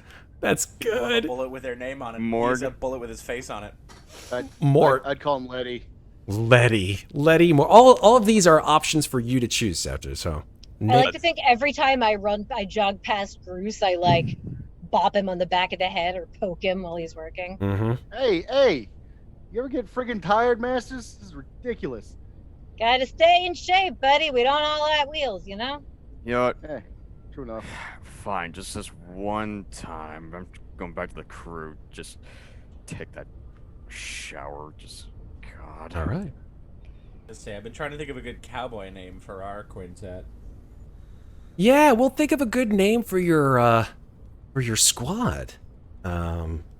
Since you guys are technically called the Gunfighters, that's the overall 33rd, right? On your left, sirs. On your left, nice. Szymborski, Casados, and Hanrahan do line up after you guys get cleaned up, shape yourselves up, and watch as one of these enormous cranes like picks up one of the Cheyenne dropships and lifts it out of the airlock from which it would normally drop. And you all see another ship come in from the airlock, and this one sort of lifts up into the space, and it is a pretty sleek piece of hardware, I'll be perfectly honest. It is, I'll give you the name of it. Let me just give it to you 1 second. The name of it is, yeah, all of you, nice. The name of this particular vehicle is... Maverick. No. It is a, hold on. Just to go with Maverick and Groose. Do I have it? Oh, you know, I do have it, but I don't have the picture of it. So I'll show you guys the picture. You know what it is? I know you're gonna hate me when I say this, but have any of you ever seen Alien Resurrection? No. I hear a sigh. I hear a sigh from Scepter The only immediately. one I Long haven't time. seen. So in Alien Resurrection, the ship that the crew uses is called the Betty, which is this sort of strange, almost sort of like mantis, almost insect-like looking ship. And it is it's actually called a mantis craft. It is giant, sort of a dark green, has this enormous front area to it. It's a little bit bigger than maybe 2 sizes larger than a standard Cheyenne dropship. So it just barely fits up into the airlock. And you see that stenciled on its side as it comes into the cargo hold are the words Black Bart. And as it arrives, Hanrahan, Casados, and Saborski line up, stiff as a rod, and expect you to fall in and do the same. All right. I'll try and give eyes or a circle up to the team, interrupt the gymnastics and the mechanics. Get us all lined up in our usual 5. I'll finish my last lap and fall in. Awesome. The side hatch of the Black Bart, with a hiss, lowers down, and out of the side hatch come 5 Marines. These Marines are wearing your standard personnel armor and helmets, and are carrying rather large, maybe even more sleek-looking smart guns. They're not your standard M56 smart guns, actually. And all of their kit is jet black. You see that their faces are very chiseled. You also see that their eyes are sort of dead set, just completely bereft of any emotion. And they're tall as fuck. They're like almost 7 feet tall. And they jog out like they're 5'5". They are fast, they are enormous, and they are badass looking. And all 5 of them jog out of the Black Bart, set up sort of a quick perimeter, and as they do so and snap to attention, Hanrahan yells out to the entire crew. He goes, "Attention, hunt!" Out of the Black Bart comes a woman, probably in her late 40s. I will show you the handout as I showed you her last time. She's got a bun of tightly... MacCauliff. Yeah. Right with my left hand. Yeah. Do it with the right hand, goddamn. Tightly weaved hair in a bun in the back of her head, just tightly pulled back. Her face is severe and stern. You see that on her, both of her breasts are just dozens of ribbons. And this is General Delilah Vaughn. And she says, very quietly, Fort Nebraska orphans. By now you will have heard the heartbreaking news about your home. I offer my deepest and most heartfelt condolences. But know this. You are not alone. I am here on board this vessel before you because I also lost friends and family on Aryarchus. And like you, I want payback. I want the heads of the bastards who took out our home. And to get to them, I need you. I need your guns, I need your fists, and I need your brains. We cannot lose this fight against the enemy. In fact, I would say that it is our God-given right not to. Marines are addicted to winning. I'm not just saying this bragging. Our history proves it.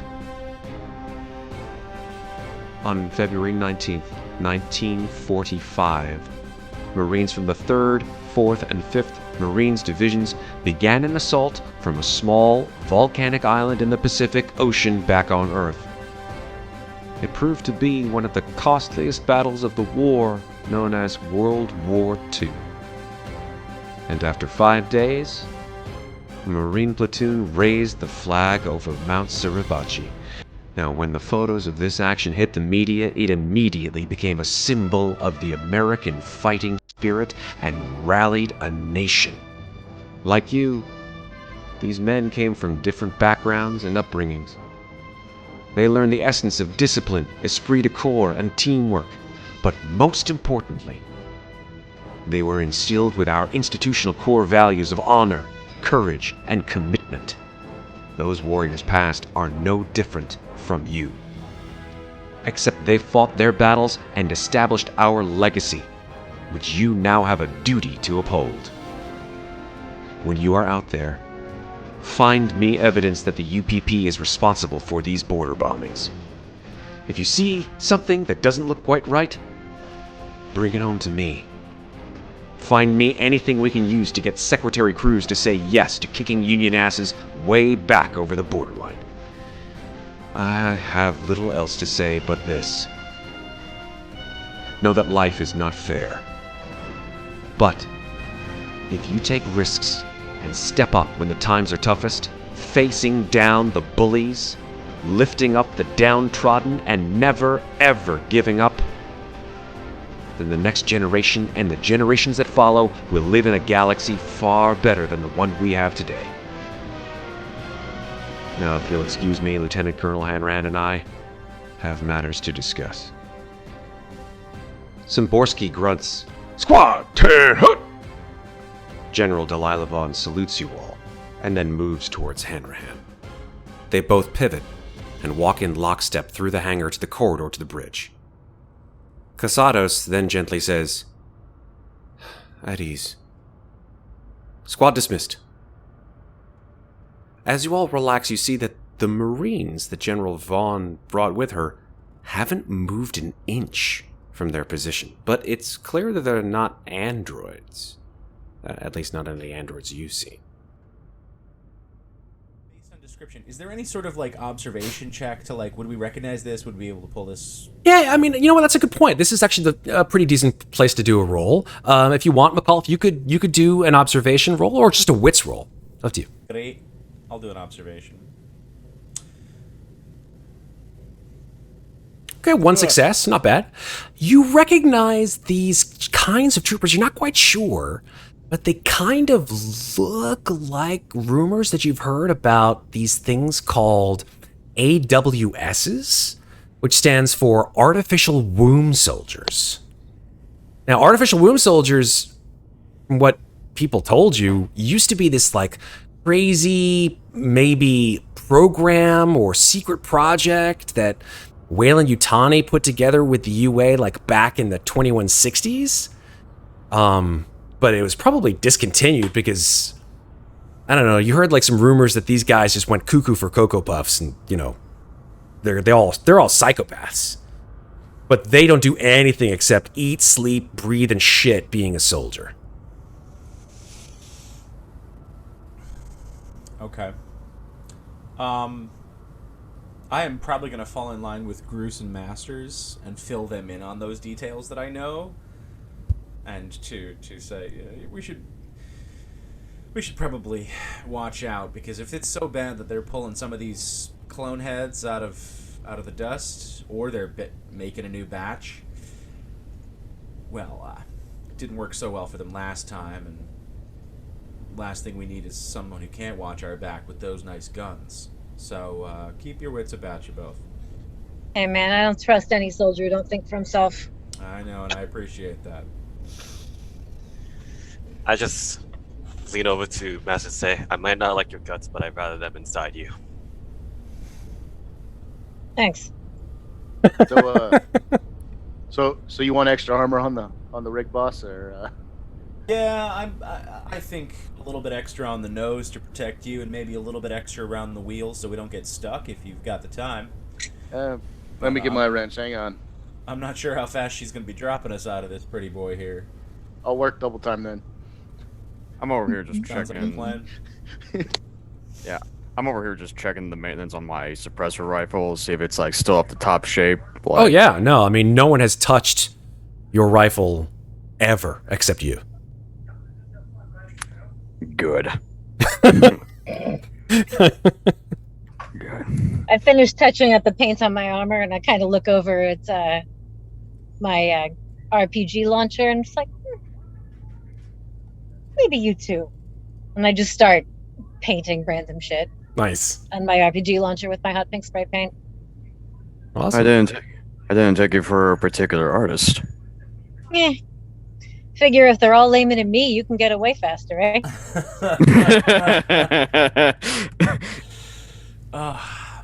I've got so many ideas as a player for like cowboy-related names, and Pinkertons is on there because of this paint job, but not if it's just you. Okay. Also, the Pinkertons. No, I don't want to be the Pinkertons. Yeah. Yeah. Listen, I'm not saying all the ideas are perfect. That's why it's terrible. Although we could discuss that as a team if we wanted.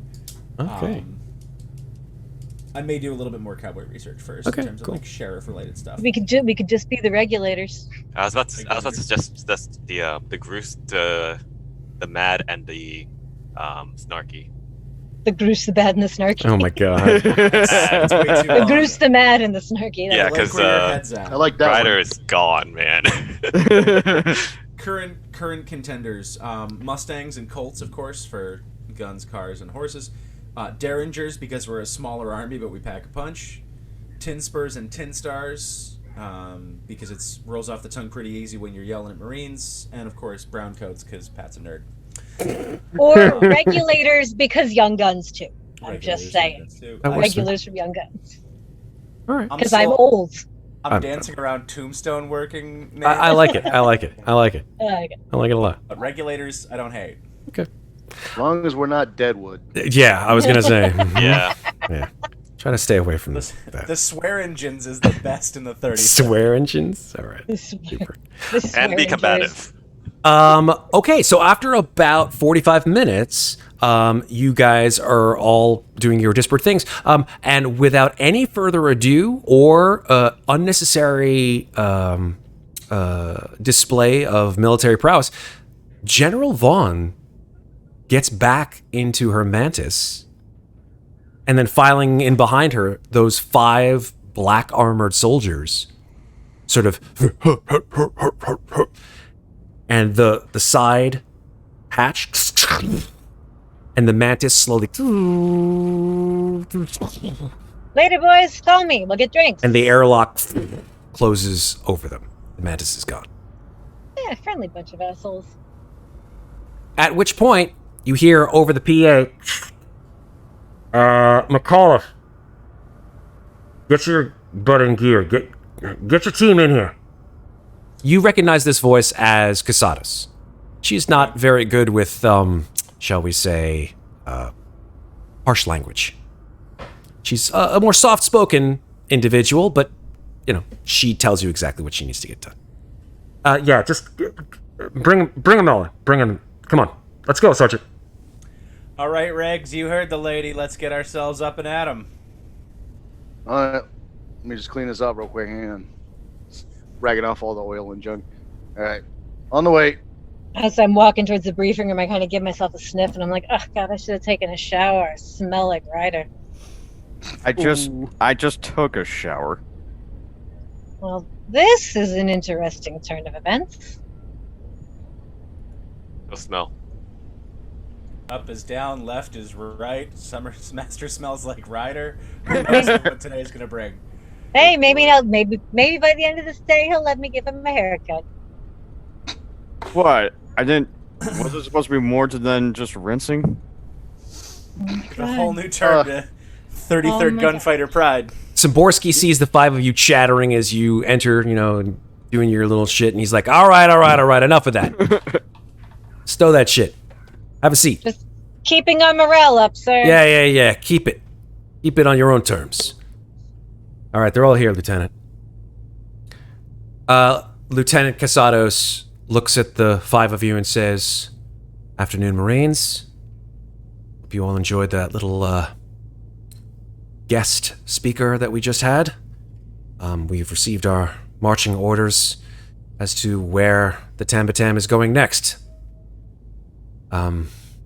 6 weeks ago, the frontline hospital corps ship UAS Glory was returning on its way to Tithonus when she ran into trouble. The ship squawked out an SOS, went down over O'Bannon's world, and lost herself beneath the jungle canopy. Now, you guys get to go in and find her.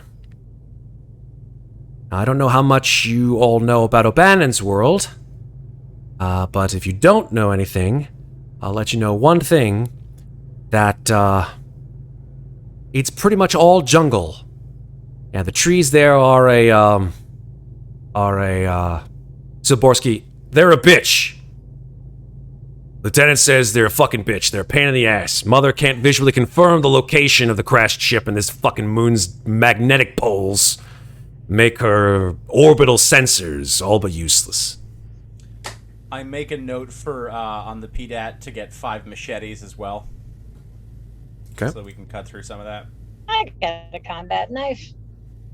But we've got a very special person that General Vaughn wanted us to bring along. Unfortunately, he's a civilian.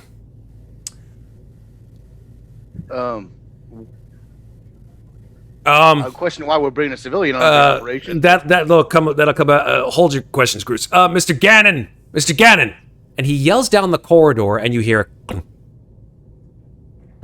like the sound of boots walking towards the briefing room, and you all sort of crane your necks around, and you see standing there about like 5'10", 5'11", guy in a very sharp suit with a bolo tie.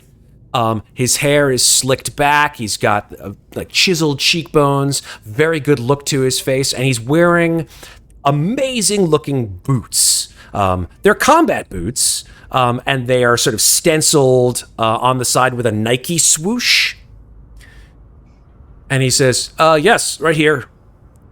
And Szymborski sort of like sighs a little bit and says, Marines, this is Kent Gannon. He's you'll be taking him with you. He's a company insurance rep. Now, you all know the company. The company that he means is Wayland Yutani. Pardon my asking, sir, but why? Let me finish. Unless, Lieutenant, you would like to finish. Oh, no, please. Of course, Staff Sergeant, you may finish the briefing. So, yeah. Well, Mr. Gannon's got the transponder codes and tracking PDAT that you're going to need in order to find the wreck and all that magnetic interference that the moon puts off. So, we're going to outfit you with a Cheyenne. You'll go down on the moon, and you're going to need to scan for the transponder signal off the Glory. Fly a search pattern till you pick up the Glory's beacon. When you find it, Eckhart, she'll deploy you over the site with a couple of drums of QTC. You guys all know QTC to be the acronym for quininitrocetylene. which, if you remember, is the shit that they used in Alien 3 that just, like, is like fucking napalm. Remember that stuff? Oh. Yeah, that's quininitracetylene. He says, you gotta get in there, get the survey, grab the Glory's flight recorder, extract any survivors that actually might still be there, and then blow her the fuck to hell. We don't want to leave anything salvageable behind. Surface-to-ship transmissions are nigh impossible on the moon without a relay, so the dropship will stay moonside and do check-in flybys. And if you need backup support, your Cheyenne pilot will stick her head up out of the atmosphere and give us a holler. Otherwise, your team is on its own down there. Any questions? Yes. I turn and I look at the civilian. I say, is that what you plan on wearing?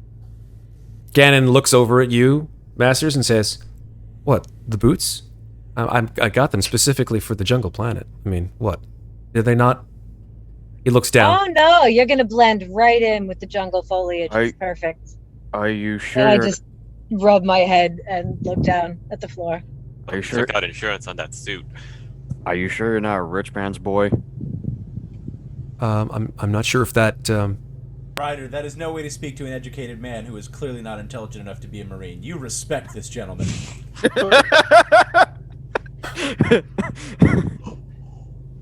Sorry, sir, you were saying. I'm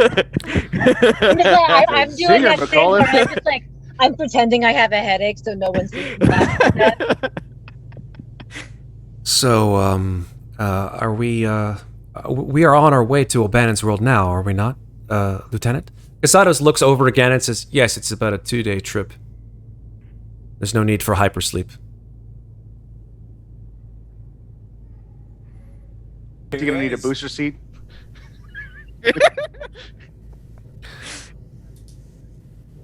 Any questions? No, Zimborski sir. says.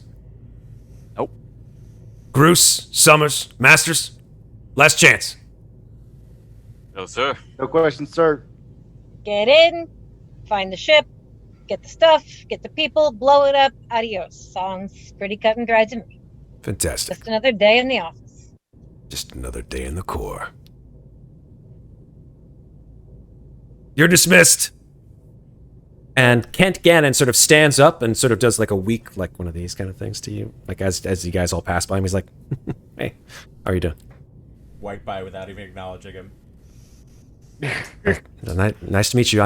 I give him a very solid up and down and then keep going. Well, that's interesting. Mr. Gannon, I am fascinated by the technology that you have that will allow us to try and find this stuff. Give me a little bit more time to get my hyperspace legs, and you and I can have a conversation. Absolutely. You're 100%, Mister. And he looks over. Sergeant MacCauliff. MacCauliff. Yes. Sorry, I'm really bad with pronunciations. Anyway. If you want, you can shorten it to Mac if you can pronounce it. Oh, no, I'm not. No, that's fine. Yeah. Mm-hmm. Well, Mr. Gannon it was. Gannon? Yeah, yes, you can call me, yes. Or Kent. Either way is fine. Kent. Of course you're a Kent. It's nice to meet you, Kent. Pleasure. And MacCauliff just off. I lean into MacCauliff as we're leaving. I'm like, you know what he needs? He needs like a really shiny hat. I'll give you $100 if you give him a haircut in his sleep after you shave Ryder. Done. Do I even hear that? Ooh. I didn't roll for money, but I will spend all of my money causing chaos. I pull the bullet real quickly. I swear, one of these days I'm gonna shoot him and no one would notice. You're probably not would wrong. I know. Nobody would know. Yeah. Someone got the reference. So yeah, I mean, you guys have approximately 2 days to goof around and do crazy shit, or we can just sort of like move through time to get to O'Bannon's world. I do know what I want to have to roll to shave the civvy's head in his sleep. Go for it. What do I have to roll? Oh, what are you gonna have to roll? Probably stealth, right? Yeah. There's no stealth. There's mobility. Yeah, mobility is your stealth action, yeah. So let's see it. Oh, right. Oh, No dear. modifiers. 3 successes. Like a ninja. So Master's like, you sneak This is why Masters and MacCauliff are friends. you sneak into Ganon's. Now I have to change the token. No, I'm just kidding. You sneak into Ganon's quarters, essentially, which are relatively far from yours, in the middle of the night, and you just like get in there real quiet and just and the whole time Ganon's just like. He's sleeping and snoring, and then, like, in the morning, wakes up and he's like, "What? What happened? Civilian, you have been visited by the Marine Ferry. That happens once a ship. That gives me like 2 stunts right there. It does. Oh man. So what are the? Let's look at the mobility stunts. I'm going to impress someone. Oh, any one of you 5, I'm sure. Obviously, MacCauliff. And I'm going to give a +6. I'm going to give a 6 to someone in a similar situation. So if somebody is trying to pull something off on someone while they're asleep, Okay, I'm giving them. I have a success to give away. I will allow that. Remember that for later. I made it very simple. It's not going to be like you can get out of a grapple. Yeah, exactly. No, that's perfect. I love it. Okay. So yeah, that happens like on the second day. Kent Ganon is now completely like, he looks like one of you guys now. He is like me. He is beautiful and shaved. MacCauliff is actually going to hold on to the hair because you never know when you need Oh, to throw God. a trap. Throw something else And in. it goes with the hidden stash. I can just have a little bag tucked in a cargo pocket.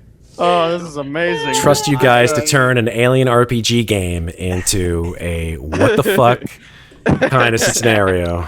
Listen, I don't know Speaking- dungeon crawls. We can test if there's air issues. Or maybe we need to test his DNA later. Yeah, exactly. Just over these 2 days, I'd like to think that Groose is tuning LJ up. Just put it on the all-wheel terrain. So here's the thing, It's Groose. also probably the best way to Groose. hide all that hair It's after we worthwhile throw it. noting that there was no mention in the mission plans for use of an APC. In fact, it's most likely, much to your chagrin, that the jungle terrain will not allow an APC's use on that particular world. What do you mean I can't bring LJ? Just some bullshit. For the first time in a long time, the 5 of you just see Groose just lose his composure. If he's like getting angry at someone, someone's just gonna come up behind him and just slowly pull him away. But LJ, Bullshit, The anime no! drag. Come on, I can't leave him man. here. You don't want to drive her into a tree. You remember what happened last time? But that's what I got the plow for. Think I of it have this- it Cried ready. yourself to sleep for like 3 days straight, and I cannot go through that again. Think of it this way: you dressed her up nice, and we'll take her out next time. all right. Hey, it's a he, all right? Sorry, you Come dressed on, him buddy. up nice. I don't mean We're to do going it. jogging. Come on. And I'm I going to just- drag his ass into the hangar and make him jog with me. And I thought I was the crazy one. Who says you're Go not? on, Ryder. Huh? Love you, buddy. So here's what we're gonna do. We're gonna take a little break, and when we come back from break, you guys will come into orbit over O'Bannon's world, and we will determine what happens on your drop into the first of your missions, which is called Operation Blaze of Glory. Until then, folks. That's Oh, not no. ominous at all. Not at all. Not at all. We'll take a 5-minute break. We'll come back in 5, and when we come back, fun stuff begins. Yeah. See you in a little bit. All right. Patrick will be joining us in a second. I think that he is using the restroom. As well he should, because always pee when you... Oh, there he is. See, look at him. He's coming back. Always pee when given the opportunity, He's or ready you to will go. regret it. He's ready to go. I think he got some food, and he got some... Uh. What was it? Did you get some stuff? He's like, you didn't see it. I'm good. Oh no, I know that you saw it. You I didn't see anything. Had to pee, had to change, pulled some food out of the. What'd you get? Now you're making me hungry. It's like Fries, 11:50. and a peanut butter Oh sandwich. my god, Nice. this is the best. This is the I haven't best. eaten in 13 hours. Okay. Ooh, Oh my dang. gosh, damn, dude. then eat food. No, Yeah, don't know fall those over. feelings, bro. Only when Okay. we start. So, 2 days later, the USS Tambatam arrives over orbit of O'Bannon's world. Now, why is it called O'Bannon's world? O'Bannon's world is called that such because it is named after a member of the UA Colonial Marines who, shall we say, left our mortal plane due to circumstances on that world which most people don't know very much about, other than the fact that the things on O'Bannon's world will probably fucking kill you if you don't know what to do. So, in order for me to aid you to not meet the same fate as Mr. O'Bannon, I'm going to give you a handout. Thank you. You are very, very, very welcome. I will show you a picture of O'Bannon's world as shown from the beautiful art. O'Bannon's world orbits. O'Bannon's world isn't even really a planet, it is a moon. It is a green, verdant moon, nothing but jungle. Like rivulets and rivers and streams and stuff like that. But for the most part, it is just green. All sweltering hot. And it is, as it says here in the handout, the site of a small colony of former CANC citizens who decided to give up the fight and return to a simpler life. Their only contact with civilization is an occasional freighter that comes to trade medicines and supplies in return for shipments of prawn harvested from the swamps. Part of the Battle of the Red Line was fought at O'Bannon's world as a joint UA Colonial Marine and 3WE Royal Marine Task Force identified and repelled a CANC military contingent there. And with the signing of the Pang Ho Treaty, refugees were allowed to settle the Jungle Moon with the provision that they give up all arms not necessary to the protection of the small Last Chance settlement. That's the name of the settlement on the moon. Life on O'Bannon's world is harsh. There's a lot of living things in that jungle, and flora or fauna, microbe or mosquito, it all wants you dead. All those life readings, plus magnetic interference from the moon's poles, make sensor readings dodgy at best here, so be prepared to do a surface-side recon if you're looking for someone. In fact, the settlers have found a way to use that electromagnetic energy to power their generators. It's only a matter of time or the corporation sends scientists to somehow determine how to exploit it. So that's O'Bannon's world, folks. Any questions? Nope. Wow. Better get some get some bug spray, MacCauliff. Yeah. You're gonna need a lot of it. Okay. And remember what Casado said about the trees being a bitch? I think that might be literal, so keep your eyes open. Is anybody other than Masters proficient in flamethrowers? I forget. As you say that out loud, Szymborski sort of like chuckles and he says, "Yeah, even the fucking plants want nothing more than to turn you into fertilizer. But that's why they give us incinerators." It's actually one of the few things I do not currently have in my arsenal. If you think I should swap something out, now is the time to tell me.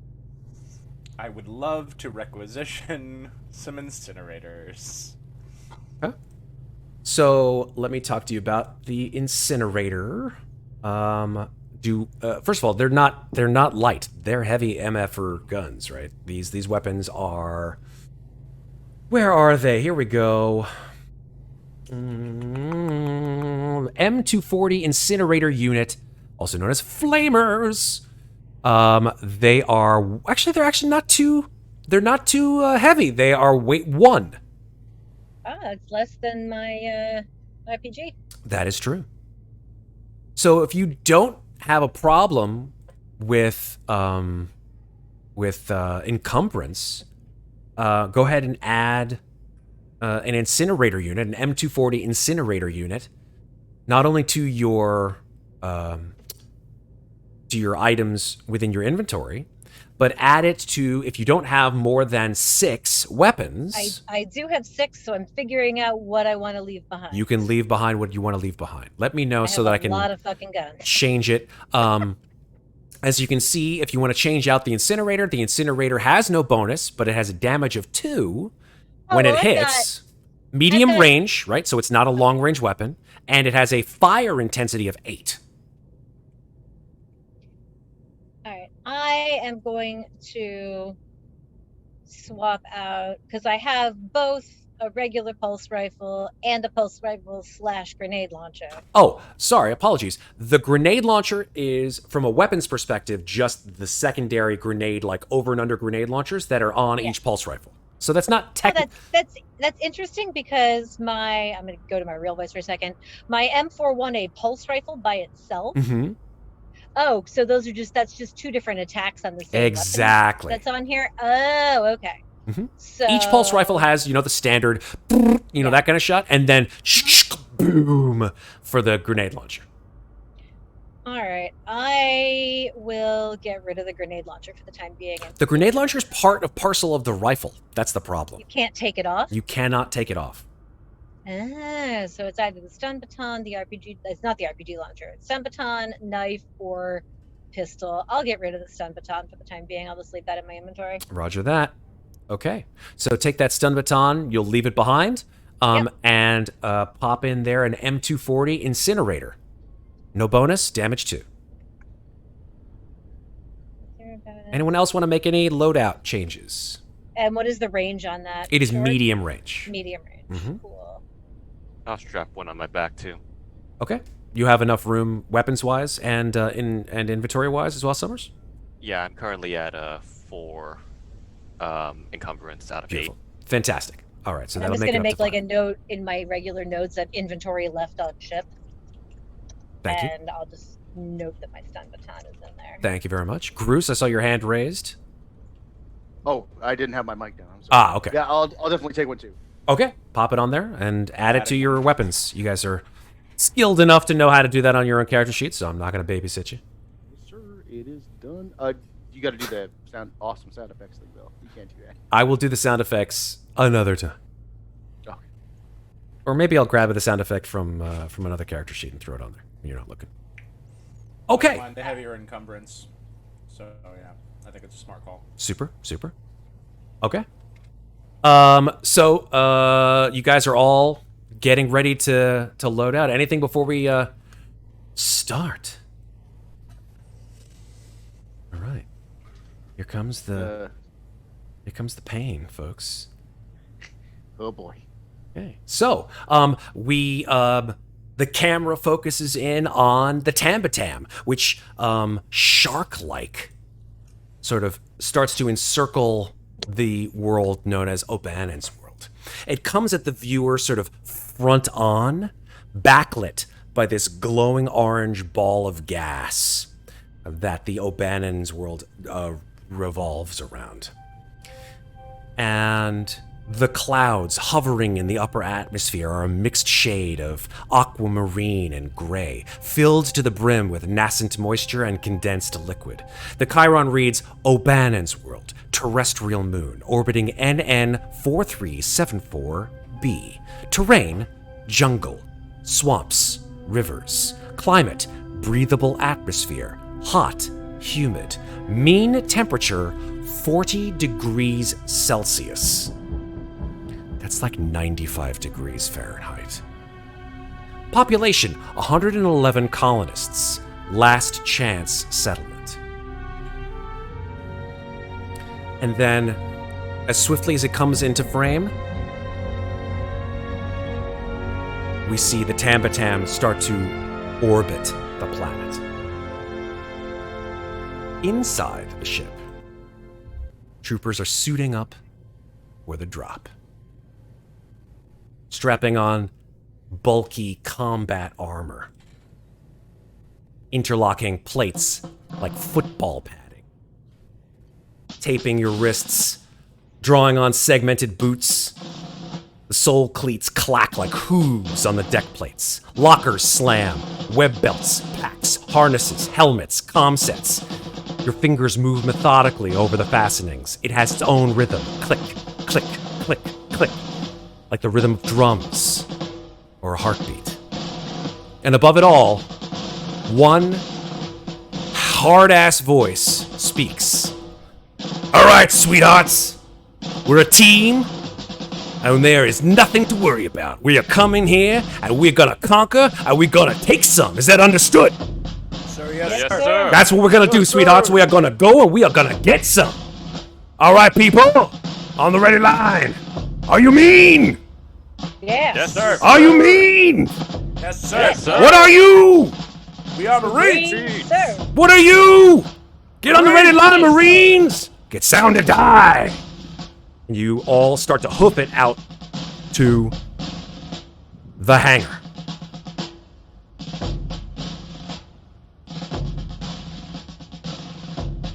Get on the ready line, move it out, come on, goddammit, get hot!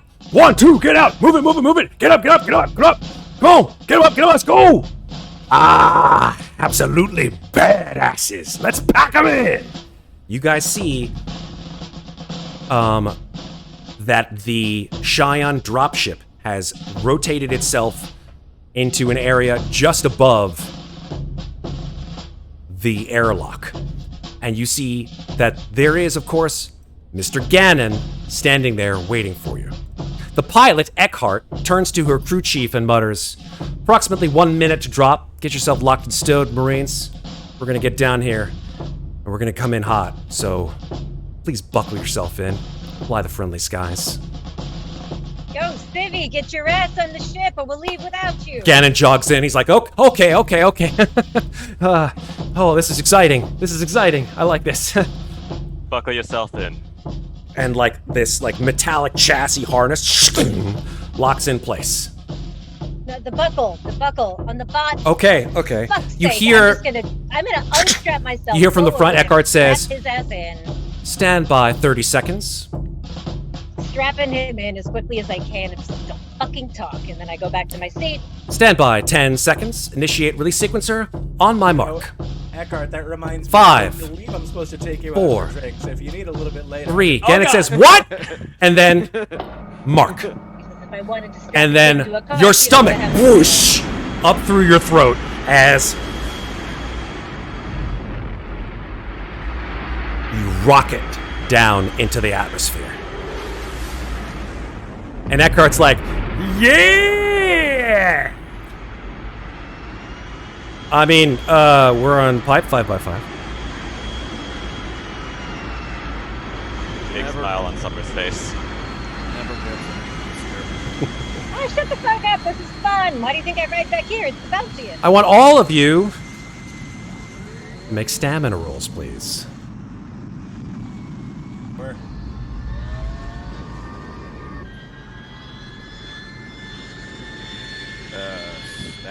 Stamina. Stamina.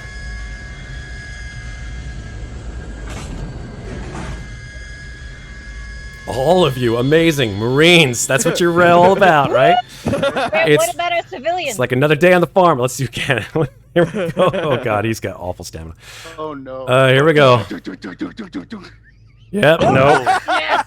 Gannon's just like, oh, God. You just like sweat coming down his brow. He's like, oh, God. I look over I swear to God, if you puke on me, I'm gonna shave something else next time you're asleep. What do you mean you're gonna? And he just like it all just comes out, and it's just like it just rivulets of it coming down. And he's like, oh God, I was not expecting that. I was not expecting that at all.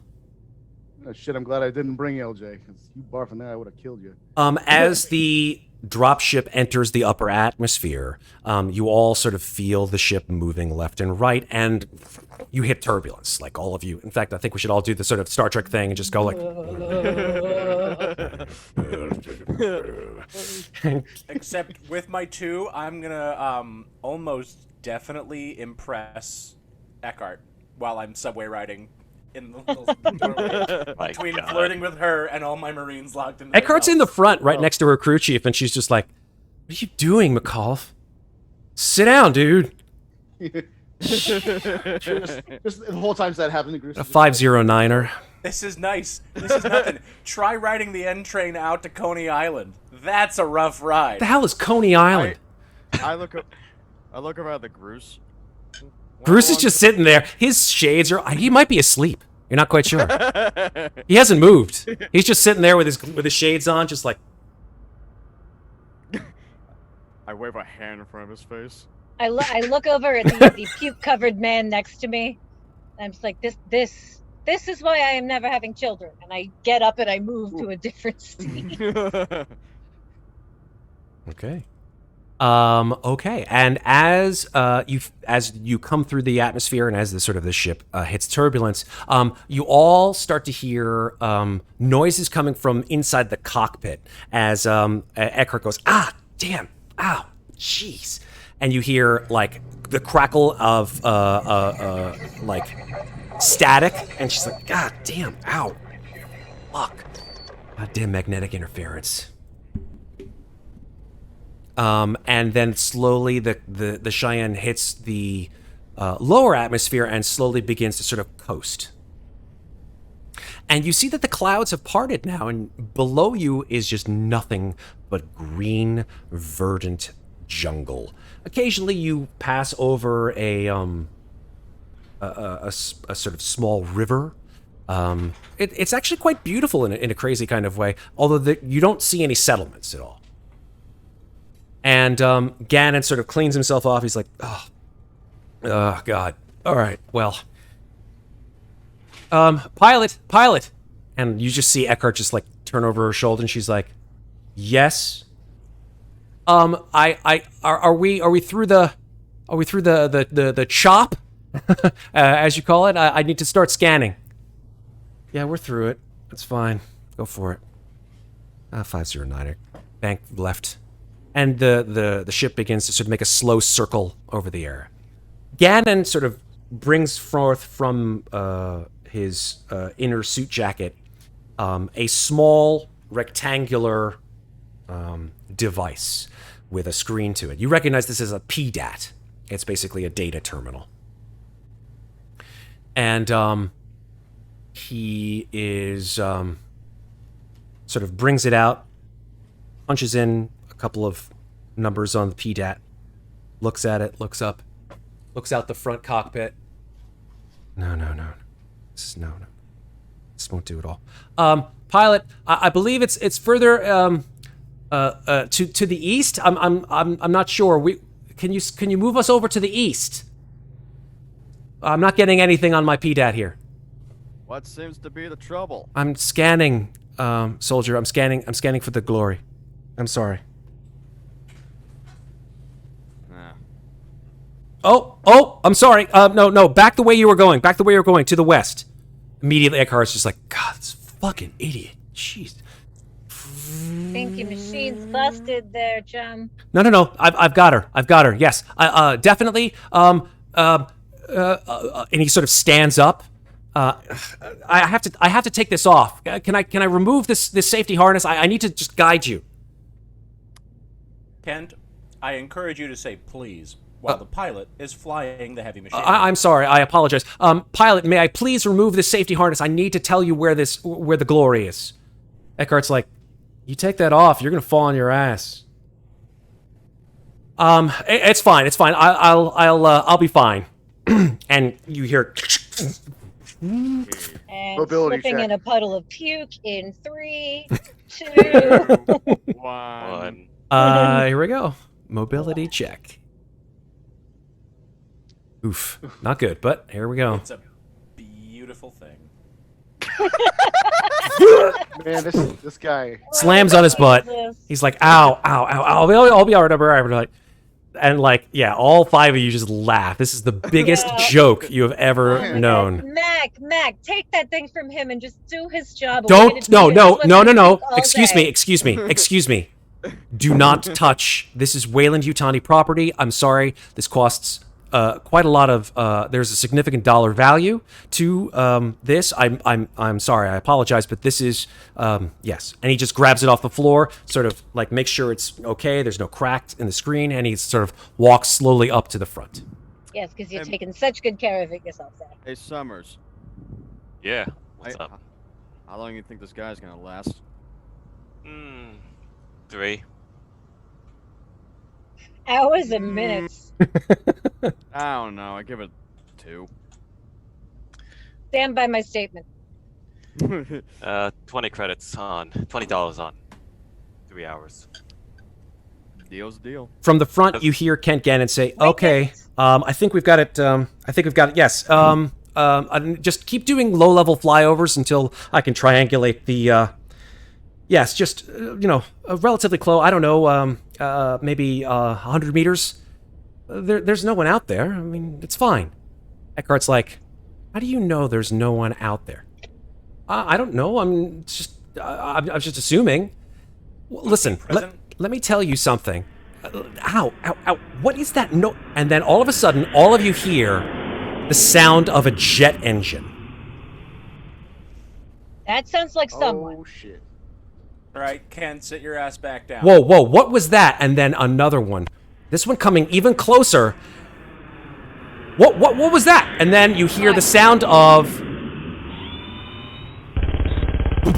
like a minigun shooting the entire front of your Cheyenne up.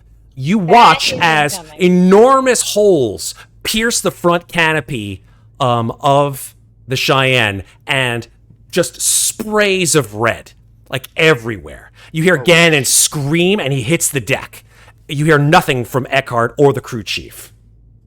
And alerts start to beep on the actual on the Cheyenne as it starts to go. Raise it to 20 and I say to Summers, 2 minutes. Okay, now here's what I'm going to ask one and only one of you to do. One of you is going to have to, 1, make a mobility check to get to the front of the cockpit, and then 2, make a piloting check to get in control of this ridiculously out of control Cheyenne dropship. Right, who's it going to be? Not me. Groose, make a mobility check. All right. Come on, man. As I lose my character sheet. Oh, You God. will need at least 1 success. All right. Mobility incoming now. Okay, All right. 1 success. Groose sort of like, and you sort of like grab onto the edge. You sort of clamber over Gannon and get to the cockpit. Both the crew chief and Eckhart have been just riddled full of holes. They are dead as doornails. And what's worse is that you look at the front screen of the cockpit, and there has been massive component damage that has completely crippled the Friday the 13th, and it's going to crash unless you make a piloting check to see if you can prevent her from crashing. Alrighty, everybody, hold on. This is gonna be a shit show. I kissed Remember, do remember. Oh no! Do you want to push the roll, Hell yeah, I wanna Groose? push All right, this add a roll. stress and push that roll. Remember, before you hit that button, Groose, there are barrels of QTC in the back. Had to TPK our entire party on this. Wow, this would suck. All right, here we go. Doing it again. Come on. Come on, buddy. Yeah. 1 success. all these dice and 1 success. These are the things I live for as a so GM, many folks. dice. Oh, I put God. all my points in there. Oh my So God. many dice. Holy So, shit, you have a lot of Groose- points. More I anxiety love playing this game than any other game I play these days. Someone complains like, "Hey, what? An hour in, nobody's dead yet." I'm like, "Okay, that's fine." So, here we go. You guys all begin to hear yeah. I mean, Groose like grabs the stick, and here it comes. You guys just see nothing but trees, just like everywhere. You hear one of the you hear the back of the Cheyenne just like rip open, and one of the canisters of QTC like flies out like past all 5 of you who are still holstered into your seats, and just like careens through the air and explodes. Just fire everywhere. And the ship turns and skids to a stop maybe 20 to 30 feet from an enormous ravine that you would have dropped into if you hadn't have stopped the ship. Everybody, All right, welcome sound to the off. jungle. Who's not dead? Like I said, just another day at the office. Oh, fuck. What the fuck was that? Number one, I would like all of you to take a stress point. I don't care who you are. That was stressful as shit. Fair. Hey, babyface, you still alive? I think he's dead. Gannon, Gannon like kicks up off the ground. He's like, I'm okay. he's not I'm dead. okay. I'm okay. Oh my god. That was the scariest thing I've ever been through in my entire life. Oh god. I Oh. find a bag and I toss it, like a barf bag, and just toss it to him in case he decides to. Like he just he shrinks away. He's like, oh god. Well, he's all right, but I can't say the same for the others. There's not much left up here. Yeah. Oh, so what the hell just shot us down? That's. What do you mean? What shot us down? Guns it ain't shot no us animal. No down. shit, just I mean, dollars to donuts, it's the UPP, but let's get the fuck out of this thing before it blows up, eh? That sounds Right. like Sounds a like a great good idea. plan. So, do you want to grab their tags? We're gonna. Yeah, Mac grabs the tags. I'm gonna point over to Groose and Masters and say, "Is there any way you can carry some of this? What is it called? DT? UTC. These are the enormous barrels. I assume there's some kind of like sled or something to drag it on. Was the plan always The for us plan- to lug this shit through the jungle? To be honest, the plan was to find the ship, land relatively close to it, and then bring the QTC onto the ship and blow it up from inside. I mean, I'm already carrying a lot of shit. I mean, I've got like one sized unit left in my encumbrance. How heavy is the Actually, like QTC? 1.5, I think. So from what I remember, QTC barrels are pretty heavy. They're probably, I see them in the movies. They are, from what I remember, they're like sort of rolling them in Alien 3. I would say they probably weigh about maybe 50 to 100 pounds. Which is definitely more than ooh, a single that's person's like 4 or encumbrance. 5. Yeah. Okay. Groose and Masters, detach those barrels of QTC and roll them away from this ship. Summers and Ryder, I want you on perimeter to make sure that if anything started following us, that we have the area secured. Right. I mean, Mac, there's got to be Got it, something. boss. Sir. Depending on what's left of the glory, they've got to have a fucking sledge in there that we can bring back here to get this shit and haul it. Exactly. Yeah. Hold All on right. one sec. Groose is gonna go over to the pilot, and it's like the pilot seat. And it's like, let me see. You just grab the black box if I can get at it. Okay, If make there's a anything left of it. make a Comtech roll, please, for me, Bruce. Okay. Oh boy. Oh boy.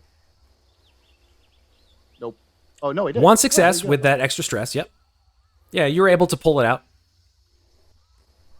I'm gonna start rolling barrels off and about like a good 50, 100 yards away from the ship, go. keeping my eye out for any trees that look angry at me. I never thought somebody would kill Friday the 13th. Let me tell you. Well, it'll always come back in part 2. Here's the open. So, yeah, Masters, you look around this rather verdant, beautiful world. You hear, obviously, the sounds of strange alien fauna in the trees. Massive, humongous, sort of barbed-looking fronds on these trees that are just Staying the fuck towering away from above you. those. I'm sorry, say that again? Staying the fuck away from the barbed fronds. Totally understandable. Gotta pull out my rifle as is and like already start to overwatch. Like It's Around the- turbo poison ivy. Yeah, like once we're done stacking barrels, I want to look. Is there like a water hose on the outside of the ship? That, like something connects to a water tank? Probably not, no. God damn it! Speaking of which, did any of you take food or water with you? I have 4 food and 4 water in my pack. I think the IMP has it. Fantastic. Oh yeah, they do. Do you if you all have that, I would recommend that if you don't, that you share. Otherwise, food and water are problems. I I didn't pack anything. I think Jonathan was just saying that came in our standard pack. Yeah, Oh, the did it? individual Okay. marine pack, That Fantastic. it came in the standard which loadout. also Yeah. gives you a +2 encumbrance. What's it called again? The individual marine pack, the IMP. IMP. If that is the case, I didn't actually notice that, but thank you very much, Jonathan. Then go ahead into your consumables on the bottom left-hand corner of your character sheet, and please enter the number of food and water that you have there, because I think it's every shift, we're going to need to make food and water rules. What's the what's the number in the IMP? I don't know. 4 and 4, Jonathan said. 4 and 4. Thank you. Yes. Sorry. I'm going to double check that right now. Thank you very much, Jonathan.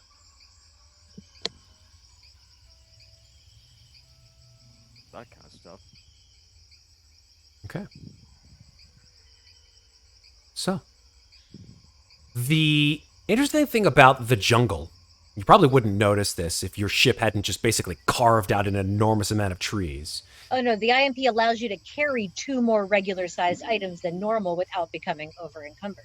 Oh, so it has nothing to do with the food or water? No, it contains 4 food, 4 Oh, okay, water, good. and 1 med kit. That's where we all got our Beautiful. the one med kit. The one med kit, yep.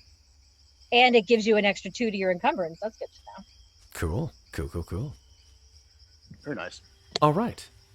Wait, so would that already be included in our encumbrance because we No. have the gear? No, I don't think it is included. I think That is because correct. yeah. It's not.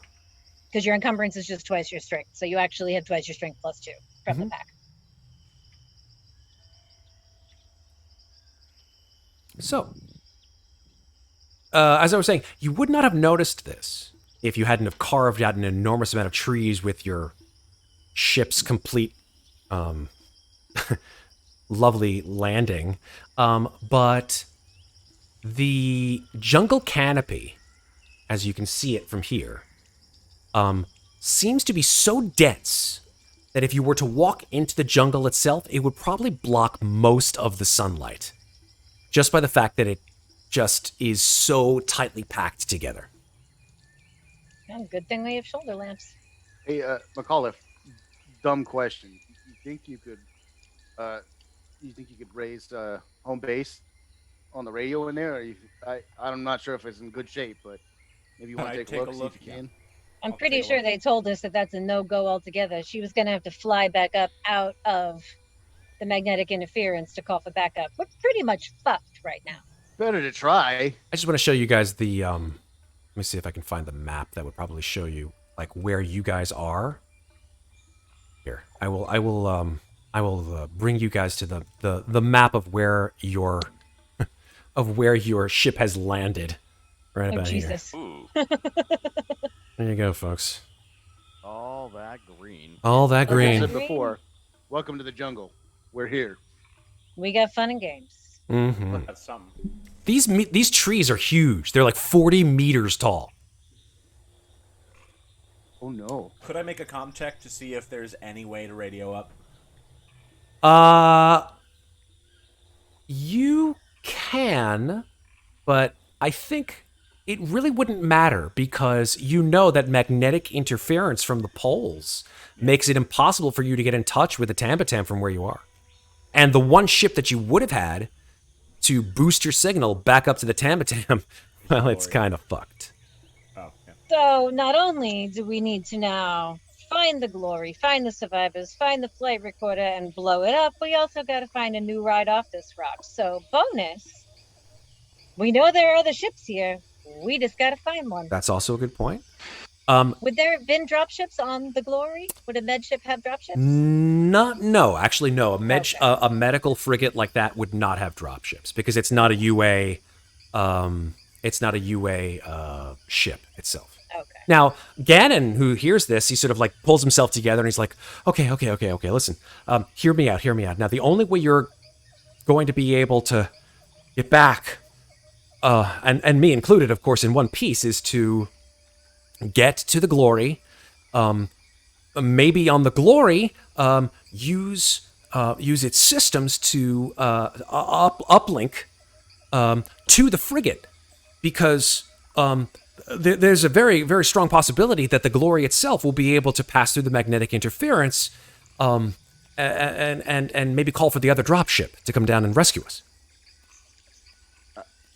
I mean, all else fails, I can see if I can patch it up. I got my tools on me. Oh, It might take me a while. I don't know if we really have the time for that. It's trash, man. Let's just go find the glory. I mean, Mac, it's your call. No, I obviously. meant the glory, not this thing. Oh, yes, I see. Yes, of course. The glory. I mean, yeah, if it's not damaged enough to be blown up, if that thing can fly, that's going to be our best ticket out of here. All right. Well, I don't believe that the glory would be in any shape for flying, from what I understand. I think that it's pretty much wrecked. What do you understand? Because all we were told is it ran into trouble and landed here. No. From what I understand, that from the information that I've received, the ship itself has been wrecked due to some incursion. Very little information has been given to me about it, but the information aboard it is very, very important, very useful. Yes. to whom? To the UA and of course to the company. I would like to roll. I'm not sure what, to kind of figure out how much did we move around. Like, did we just get shot down in a straight line? Did we curve it all? To try and figure out where these gun emplacements might be and to avoid them. Okay, I would say there weren't gun emplacements. You heard a jet engine. So it wasn't like you got shot down by, a flak cannon or artillery cannon or something. Something flew side by side, strafed over you and shot the gunner dead, and then went off. You have no idea where. But I could still, if you still want to find out, where you landed compared to where you were when you started to pick up on the signal of the glory, you could make a survival check. Survival, I can do. I also want to add that I don't think jets count as weapons to take out fauna. I'm sorry, what was that? I don't think fighter jets count as weapons that are necessary to take out fauna. That's a little too big. Yeah, it's a good point. The watch has a little compass on it too, right? Yes, the E series. Could I add the one bonus for that? Sure, I'll give you that. Great.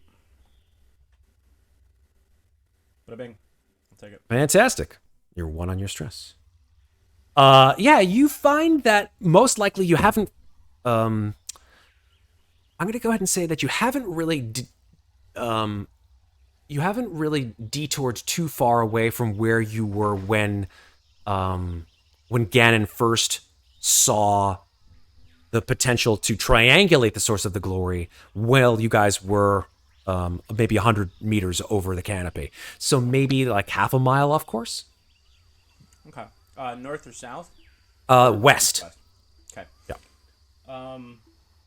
Frowning and looking at things, trying to gauge through the shit of the canopy. Probably where the canopy was broken through by us. Mm-hmm. I'm going to start trying to figure that out, and then I'm going to point the Marines. Well, since Kent here has the technology to point us in the right direction, you're going to go right in the front, buddy. Oh, Right. Yes, of course. My Ryder pleasure. Summers, you take the flank. Groose and Masters and I will accompany Mr. Ganon here in the middle. Stay close enough where you can see us, but take your space if you need to take a shot. All right. So this icon here will represent the five of you as you make your trek through to where you assume the glory is to the west. I have my incinerator at the ready. Fantastic. Walk out, wipe some shine off my boot, put it on my cheeks. Okay. So, with that said, we're going to go one by one of you as you guys make your jungle trek through to where you assume the glory is. I'm going to ask each of you one by one, and we're going to start with, let's start with Lena Summers. Lena Masters. I beg your pardon. Lena Masters. Lena Summers. What happened? We're not the same. I know. Summers, Masters. It ends with an S. Riders, Bruce's. To roll me a d6. Straight D6. Okay. Straight d6. 3. 3. Okay. Get out. Let's see what happens. All right. who's next? Sorry. Okay. You guys check your 6 and you move through the jungle. It takes you about maybe an hour or so to move through the sort of awful darkness, moving slowly through the trees. I would like all of you, please. Actually, not all of you. Who has the lowest mobility? If you're attempting to move slowly and quietly. I have a 5. 6 total. Oh, 4 total. 6 total here. Okay. 7 total. Okay, so it sounds like whoever had the 4 mobility, could you please roll that, please? MacCauliff. Ooh, in a panic. First panic of the night, folks. Woo! All right. It probably won't happen very much, but go ahead and roll your panic for me, MacCauliff. Because at this point in time, nothing. Yeah, you keep it together. Easy peasy. You hear this sort of strange, and I think this is the reason why you panic a little bit, MacCauliff, is that you hear this strange hooting of some native animal that goes like...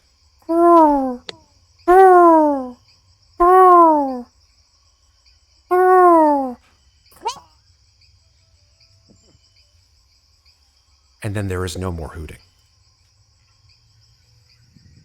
So that freaks you out. Just a smidge. Add another stress, please, to me, to your sheet there, MacCauliff. All right. So that's the first hour of jungle trekking travel. Moving on to our second hour of jungle trekking travel. I'm going to go ahead and say MacCauliff. Perfect. Go ahead and roll me a d6. And we're going to re-roll 3s. 2. Okay. Ooh, interesting. Groose, you're sort of checking your 6, you're checking your 3, checking your 9, and your foot gets stuck in a root, and you're like, and you trip and you land face first in the mud. And you sort of slowly get up, and your face and like pretty much all of you, except for, of course, your amazing aviator sunglasses, are covered in mud. You take off your glasses, and you guys see, as he smooshes all the mud off of his face, like that his eyes have no mud on them, but that where Groose fell, you see what it was that Groose tripped on. It wasn't a root at all. It was a human skull.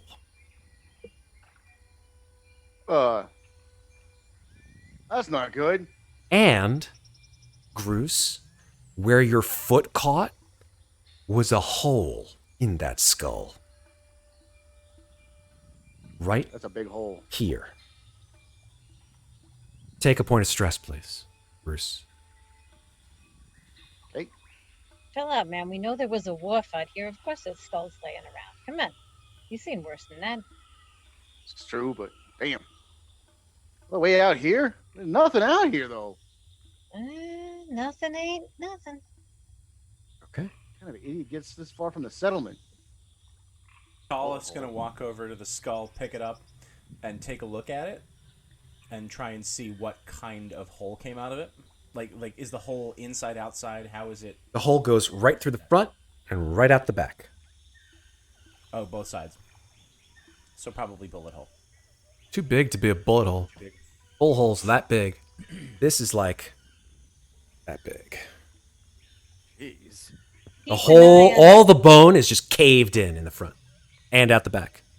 Keep an eye on these fucking trees, man. Yeah. MacCauliff would like to banter, and he's gonna hold up the skull and say, "Alas, poor Gannon, I knew him well." Gannon looks at you like, Oof. listen, my haircut is not that bad. And just for the folks at home, the banter ability in roll 20. So we go down 2 stress points. You do indeed. Nice. And that is during this single turn, which is the time of the Yor. Very good. Okay. Your trek across the jungle continues to the west. Let's go with Ryder. Ryder, go ahead and roll me a d6. And ignoring 2s and 3s. By the way, removing the 1 stress point, right? 2 stress points. Gotcha. You can remove up to 2 with the banter. Gotcha. Okay. So D6. Yes, please. 1. A 1. All right. So, Ryder, as you walk through this area of the jungle, you see like a tiny little stream that passes through it. You see Groose jumps over it. You see Summers, she sort of jumps over it. Masters steps over it. She's so damn tall. And you stand there and you see that there are these sort of slick-petaled plants on the side that you've not seen before. Please roll a stamina roll for me. Okay then. Okay, success. You sort of breathe in for a second, and this like weird sort of almost salty taste. As the plants almost go they sort of like gurgle a little bit and go. And you're like, what the fuck is that? Ugh, God. You see these like little irritant-like things coming out of the plant. And they're like just enormous globs of pollen. Hey, you smell better already. Not the kind of plants I prefer seeing. Oh, damn. Ryder, did not see you there. You blend in. Oh yeah, that's right. You have your ghillie suit on, don't you, Ryder? I mean, I have the. It's funny how I got the ghillie suit. I also got the poncho. So, yeah. You're just a ghost, man. You're a greenhouse underneath that. See, Why you it's smell just- so much all the time. It blends in with the natural aromas of the place he's in. It's That's what he does. olfactory camouflage. All right. Indeed. Cool, Gotta cool, do cool. my job. Indeed. All right. And then on the last section of the trek, getting you to what you all the way, by the way, Gannon is looking at his PDAT and he's like, all the way he's moving left. He's like, no, that way. I think we're going the right way. The last section of the trek, go ahead and who hasn't rolled yet? Groose. Groose, go ahead and roll me a d6, ignoring 1s, 2s, and 3s, please. 1, 2s, and 3s. All right. A D6. Ignore, reroll. Do it again. 5. Awesome. Okay. You all pass by on your section, and Gannon is moving faster now. He's like, yes, the glory. It's very close by. I think it might be just over that ridge. You pass by a patch, all of you, of long, dark green vines, dotted here and there with these beautiful purple orchid-like flowers. And inside the bulb of these flowers, there's this sort of dark, orb-like sphere that, as you pass by it, it sort of goes almost like it's blinking as you pass it. And it's unnerving as shit as you pass by an entire grove of them and like just hundreds of flowers that literally are just like in unison. Ugh. All of you take a stress point. Oof. Ah. Who's in the front, by the way? I believe Gannon. it's Gannon, and then followed by Flanked by me and I think Bruce, Okay. yeah, and then MacCauliff. Yep. yeah, and then Ryder and I are on the flanks of this whole All battle right. party. We're doing Alright. a full Mighty Ducks with an extra behind. Yeah, we're doing the flank. It's like walking through a nightclub. Masters, as you sort of look around this area and finally come out into a relatively sort of flat area of the jungle, your boot steps forward and you hear tink. Like you just stepped on something metal. That is not a good sign. I'm gonna look down and see what is at my foot. Underneath your foot is a small flat disc, and you see the letters M20. Fuck me, it's a goddamn mine. Everybody take a stress point. I think actually, All right. I can't give you more than one stress point, but if I could, You would. I would. I really. All right, everybody, clear for a sec. Backing up. Checking checking the feet around though. Yeah. Yeah. Yeah, would you check the prefer ground, but Observation, clear for me. survival. How would you like us to walk to avoid other landmines? Well, you're just gonna walk and leave her there. No. We just want to give her space. We're going to Give give me her space space. for a second. Got assess it. if there's others, and then I was going to ask about Comtech to try and defuse it. So you're gonna need a heavy machinery roll to diffuse it. I got it. Okay. Hang on. That's a Groose. All right. Come on. All right. So you already pressed on it. So don't Yep. lift your foot, whatever you do. All right, hang Trust on. me. Second real I am- player challenge, and we're already close to, and all that was Okay. left with it. So the good news is I get a +2 to heavy machinery over there Very good. because I have my cutting torch on. Hold on. So I will do heavy machinery with a +2. And here we go. That's a lot of successes right there, sir. That's Okay. 3 Hell successes. Yeah. Nice. So Okay. just like as Groose gets in there with the torch, he just kind of like pops it just a little bit. It's like, okay, there's the, and we get right here. Just pop it, like just pop the whole thing out. It's like, there we go. There's the detonator out. You're good. The whole time, Ganon's like, just like nervously, like, just like, I don't know what I need to do right now, but I'm not moving anywhere. Just don't barf, buddy. I'm not. Yeah. No, I'm not going to do anything. I am simply just going to stand here and wait. As there he a- says, there's some good stunts on that one. I was just gonna looking ask at him. about that next. But like as he says that it's good, I kind of like clap him on the shoulder and I'm like, "This is why I like you." and I very slowly take my foot off of the now diffused mine. What, Okay. what do you mean? Everybody likes the Groose. Groose, can you find me another one of those landmines without stepping on it? I have an idea. Actually, hold on. Where's the? I'm trying to find the. They're in the they're underneath rules, I believe.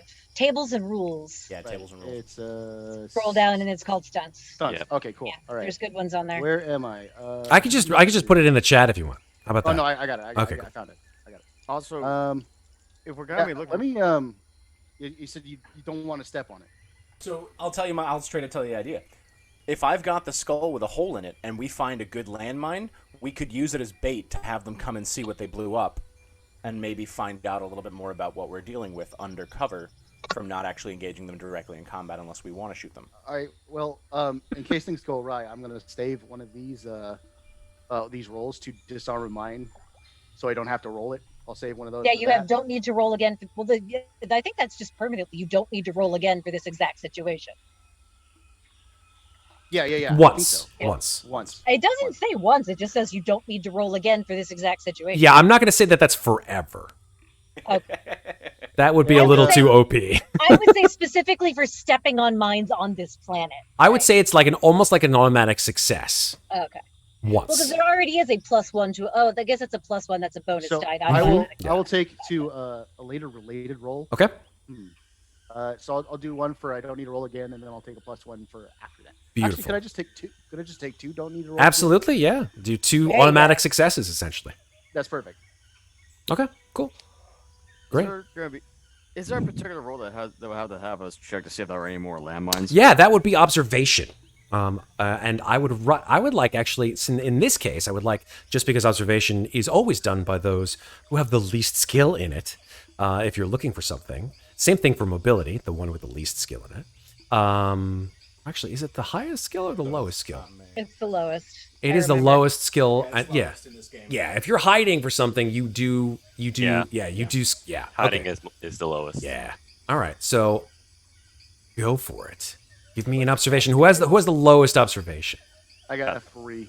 I got I also- 6. I also have 3. All right. So it's a toss up between Groose and Masters. I'll let you go, Masters. I just did a thing. Alrighty. Very kind of you.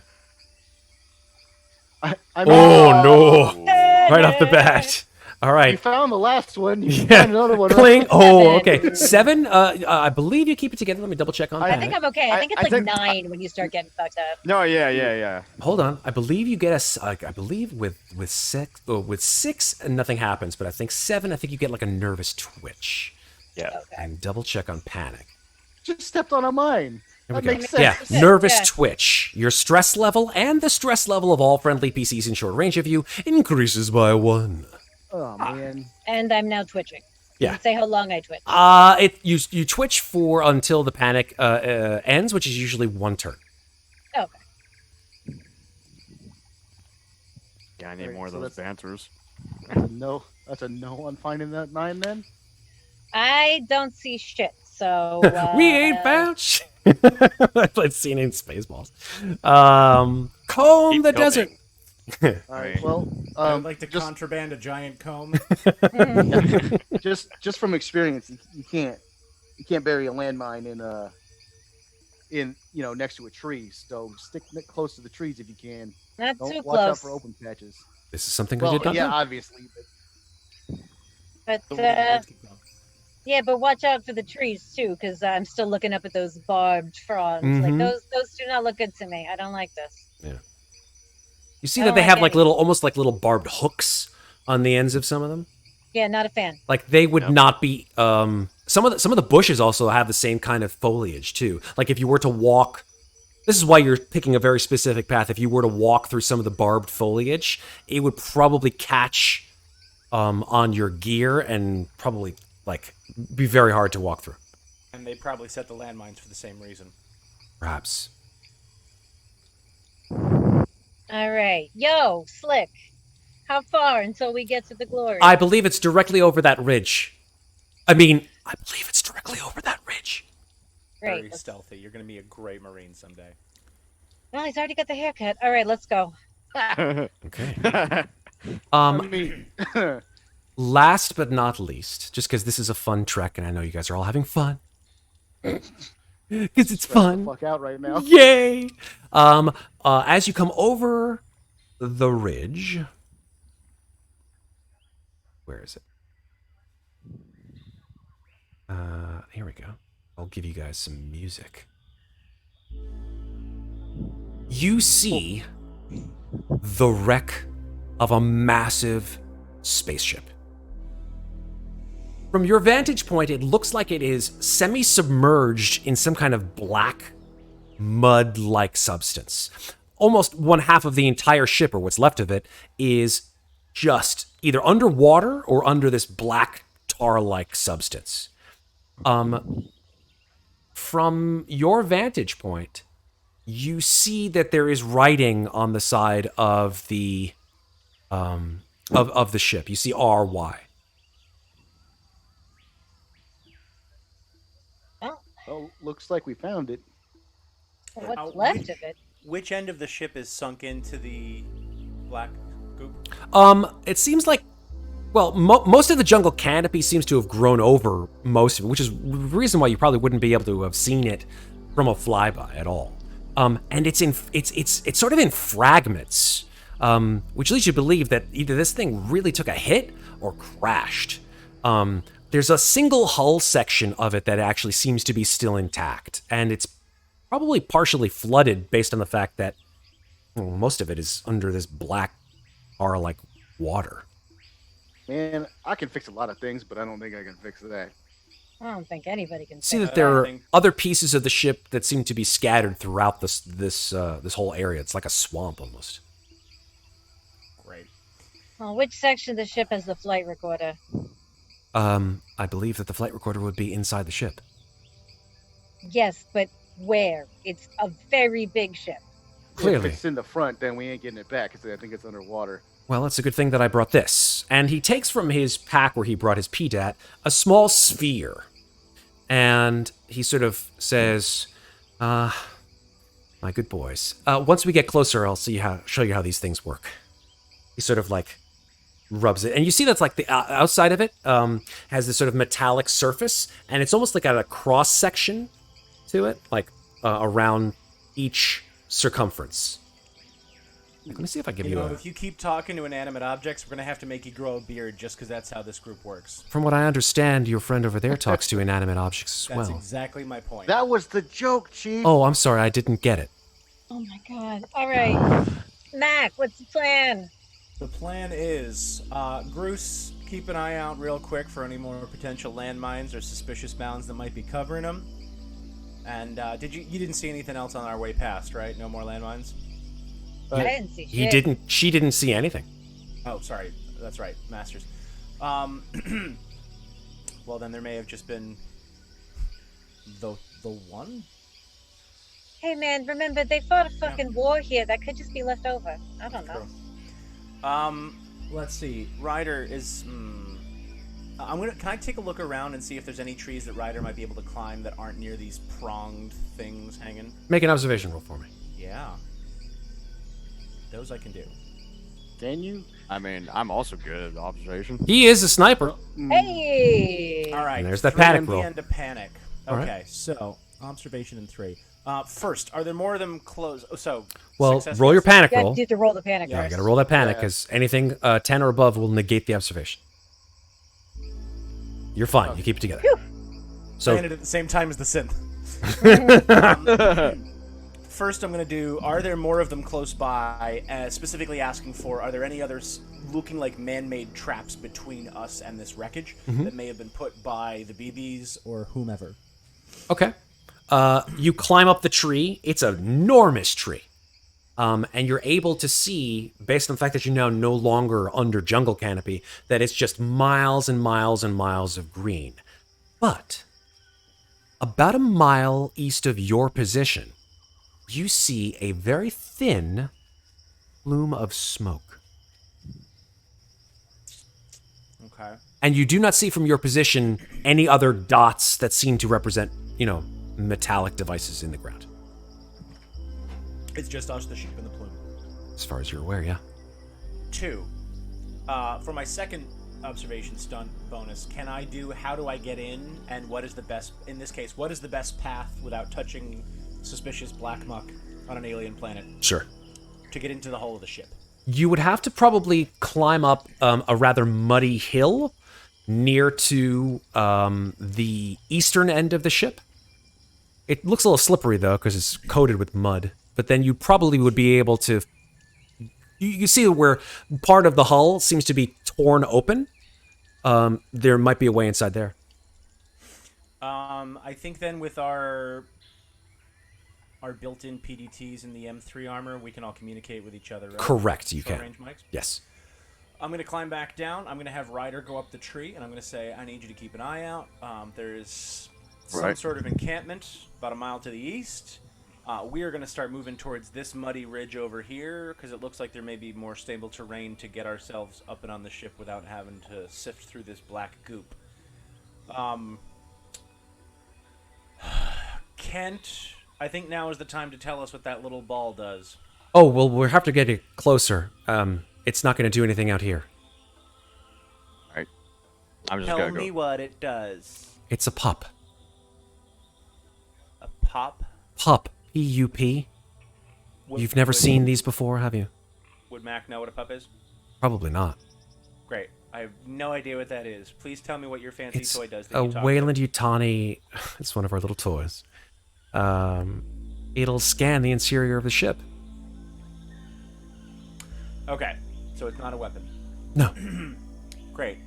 We are going to go around. You're going to put that thing near the ship, and you're going to start scanning for stuff when we can get closer.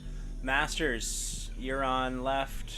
Groose, you're on right. Summers, you and I are going to have Kent here between us.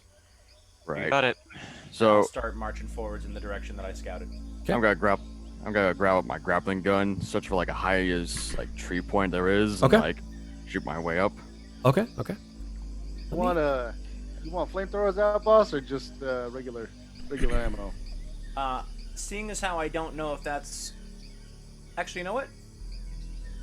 Would there be a way, Mother, to tell if that is oil or not without just setting fire to it? Good question. I would probably say that it's probably some kind of observation roll. Let's see what it would be. It would probably be Yeah, an observation roll or survival roll, one of the two. Great. I will do an observation roll. Okay. You're talking about what the black viscous material that the glory is in right now, correct? Correct. Got it. By the way, you guys all should now be on the sort of terrain map. Yeah. Yes. Very nice. And this is as you can see, the outside of the glory is just completely, it's almost been like it's been cleaved in two. And there are, of course, rather dagger frond trees and these little barbed wire plants here on these sides here. So this is the hill that you're talking about? climbing over here? Correct. That is correct, Okay. yeah. You're at the top of it, so you would have to, like, try to go over it and not slip. This would take a mobility roll. Okay, gotcha. So yeah, so let's put.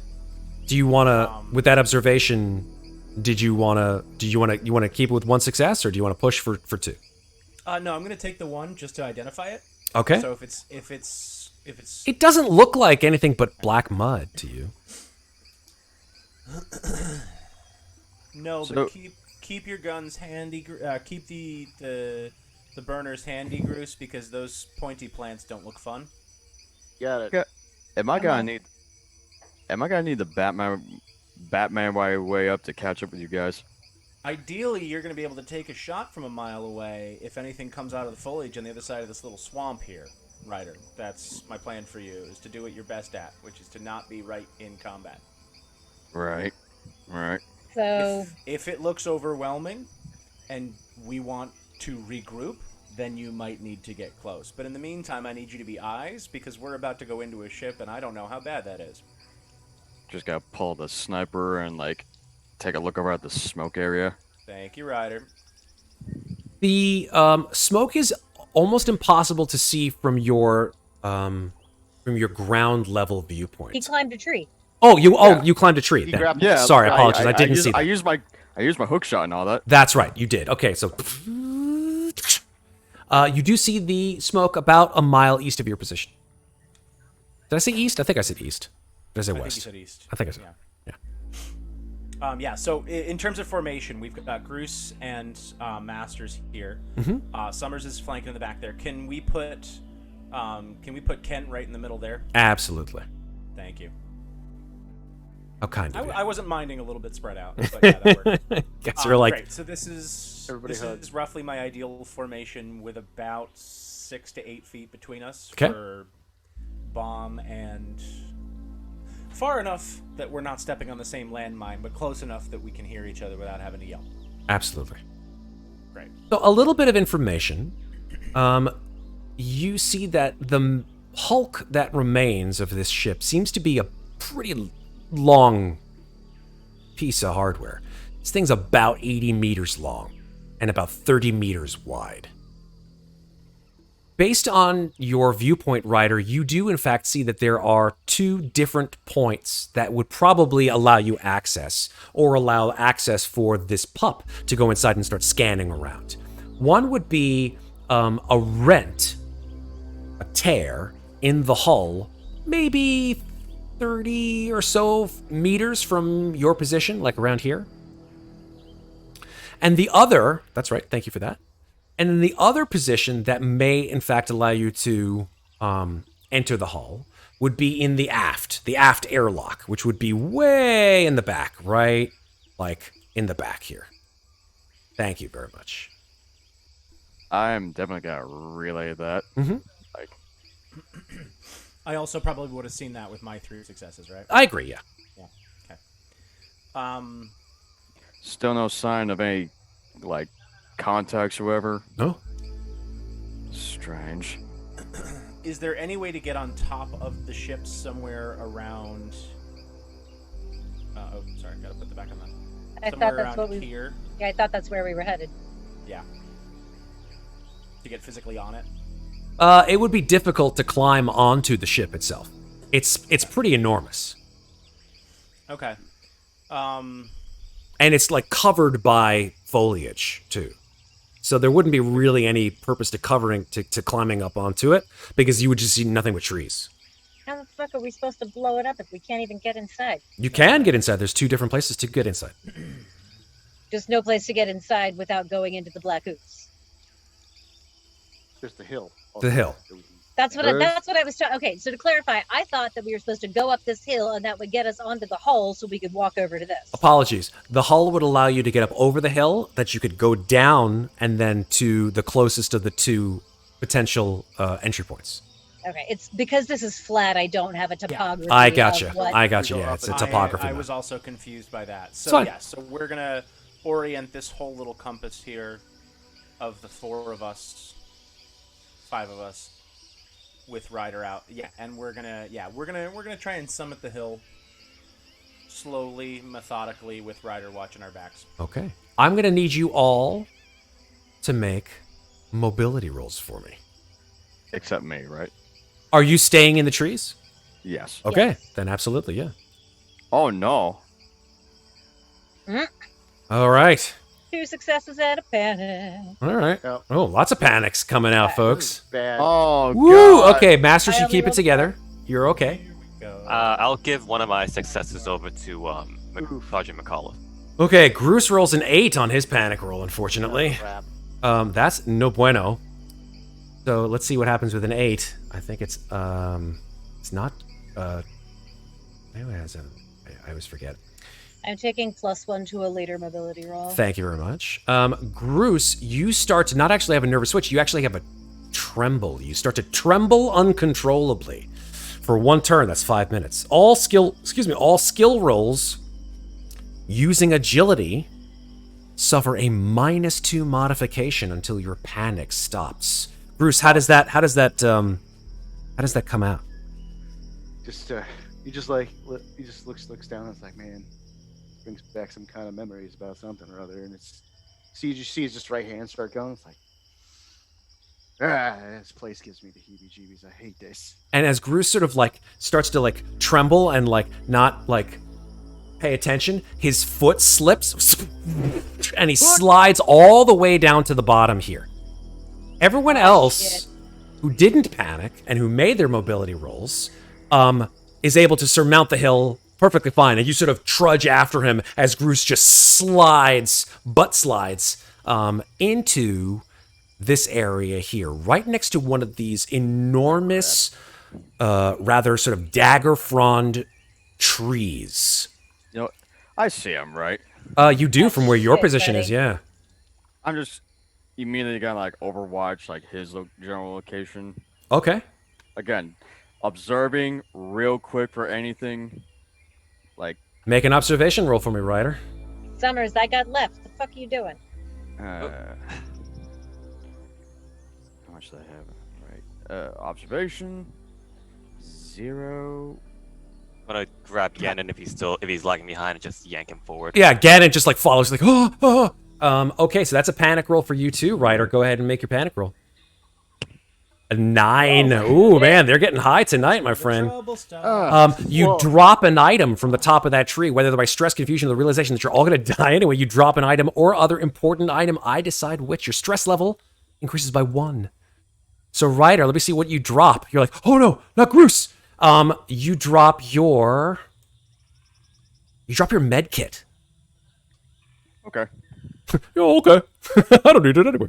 I mean, he's got to come back down the tree eventually. This is true. He does. And I think you'll probably come down a little faster because you made your observation. You still panic, and I think the reason why you panic is because Groose, as you slide in to this tree, you see that this tree has all of these sort of awful-looking bulbous red vines.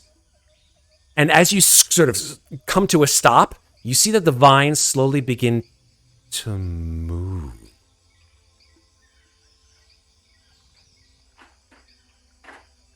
The vines begin to sort of slowly creep through the ground and sort of begin to twine around your boots and move up towards your groin. Can I light this sucker up? Yeah, sure. Yep. I would say you certainly can, but you're at engaged range. So this would be a -2 mod. You'd set the whole tree on fire. You might set yourself on fire. Sure, grab a cutting torch. Heck there yeah. goes to say, can I set the tree Yeah. on fire? Well, gonna this pull up this is all on Groose at this point in time because you guys are running after him. Groose has already slid into the tree, so this is all on Groose right now to see if he can try to cut himself free from these vines. So I just hit the attack button for the cutting torch. First thing is that before you do a cutting torch, I want you to add a point of stress, Okay. and then make your attack roll with that cutting torch.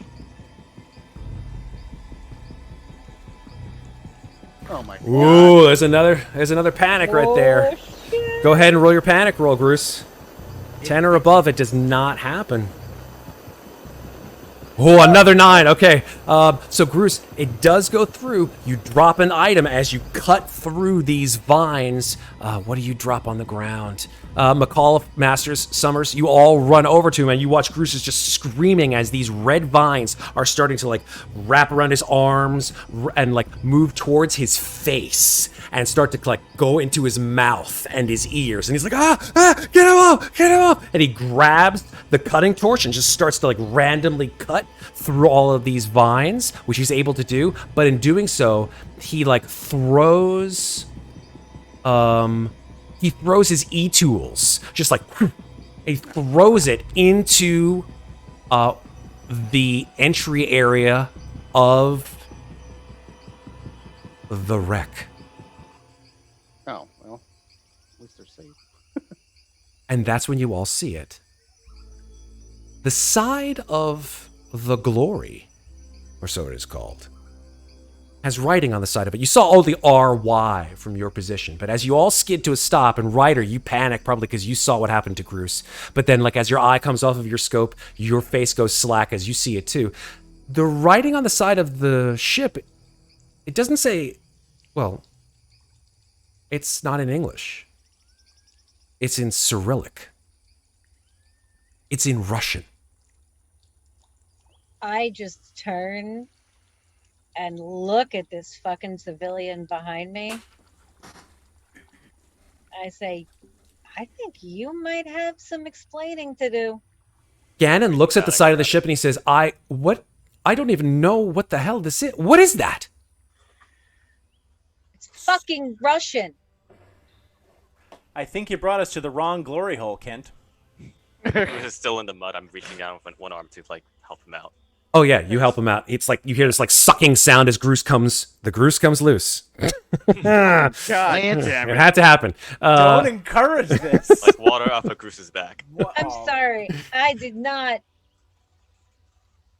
sign Glory on hole. for fucking corporate espionage. That is not what the Marines are here for. Hold on. Wait, hold on just for 1 second, please. Please, let me see if I can ascertain what it is that we're doing and saying here. And he like cleans off the side of the ship where you saw a lot of standard alphabet letters are actually pretty much the same in Cyrillic as they are. R and Y, I believe, are as well.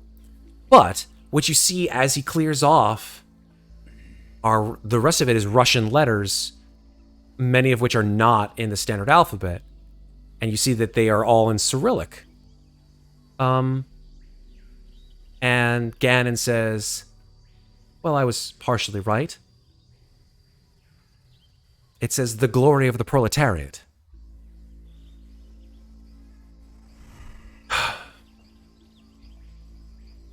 It's a UPP ship. Kidding me.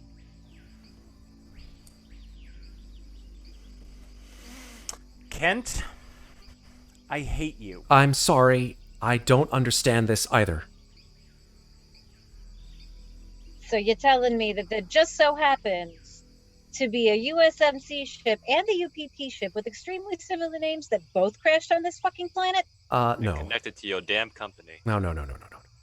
Clearly this is a mistake, and listen, What is the preferred bullshit check in Alien RPG? Yeah, I was thinking the same thing. I wish I could. I have wish I could hear manipulation this question? conversation. yeah, you're way up in the trees, Ryder. You I just wish like, I could- you just see like Gannon's just like, and you're just like, what are they fucking saying up there? It's up to you as to whether you want to stay up in the trees, Ryder. You can also there- turn your comms on and ask us. What's That's going true. on. You can. You're like, Yeah, "Shh." it's true. MacCauliff, what is going on down there? Oh, nothing. Kent just got us the wrong ship. This one, I don't know if you can see that. It's I see it. Russian. Right. So I then have my rifle aimed at Kent. I'm like, permission to fire. Oh shit! Oh my God. No. Adios, NPC.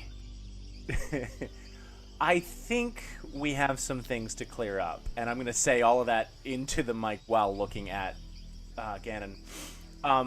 Did you want an observation for reading? His Yeah, question? observation, and it's usually contested if like you know that the guy is lying, but you can make an observation roll, and I will do one if necessary.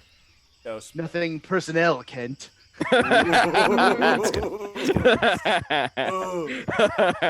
Oh man, I might be the bard in charge, but Groose has good lines. Okay. Okay, observation then. Yeah, he seems to be holding something back. You're not quite sure what it is. Not sure if he's lying, but he's definitely, if he is, he's not very good at it. In the nature of this observation and those being my 3 stunt bonuses, are more of them close by? Can I read that as a? Is he looking? Observation in that specific sense is like if you're trying to see something and you want to see if there's more of them. So I don't think that you'd be able to use that stunt specifically. Are there any liars around me? Hey, boss, if you want to see if he's lying, you can borrow my cutting torch. He just holds it up to him. Oh shit. Torture. Always the way to get something what you want. How about, is it coming from me as a? Does his lying indicate that this is gonna cost us our lives? I don't think that you'd be able to stunt that. Great. Sir. Yeah, that's fine. Shit, I don't know what to use the second one for, and I don't normally get. It's tough. How about, can I turn how do I get in passed away to how can I get him to tell me the truth? How do I get past his lying? I think you'd have to logic through that. Okay, great. I will try and logic then as I scribble. Okay. I am gonna, however, flick the blowtorch on and say, you know, Groose, you're right. Maybe we could use this blowtorch if Kent doesn't want to be more forthcoming with us. Oh, side note, hang on. Whatever you I want forgot for to an do- intimidation roll.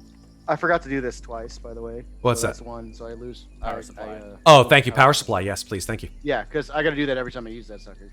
Indeed. Thank you. So you have 4 power. So let me know when you actually, if you use it, I'll hit another power button. Beautiful. I'm going to like slide the smart gun to the side so it's on the gimbal Mm-hmm. terminology, and I just quietly circle around Gannon and just place my hands on his shoulders. He just looks at like the hands on his shoulders and he goes, I feel like I'm in a relatively hostile situation right now and I don't feel very comfortable. Relax, and I I just start mean, massaging I him. feel like you've actually learned a few things, and that we'll be very comfortable with the truth you want to share with us. Listen, as I told you, I really have no idea why this ship is here. I am under orders to obtain the flight recorder. It's a UPP ship. Clearly, an enemy ship has crash landed here. All I actually ask of you is just allow me to do my job, right? That's all I'm here for. All I need to do is just get this fucking flight. Oh boy, I'm sorry. I apologize for cursing. You can fucking swear in this unit. It's absolutely fucking fine. Because when people are fucking lying to us, we start to fucking swear. Whoa. All right. You know what? Look. This guy is standing here covered in his own puke, surrounded by people who could easily tear him apart if we wanted to.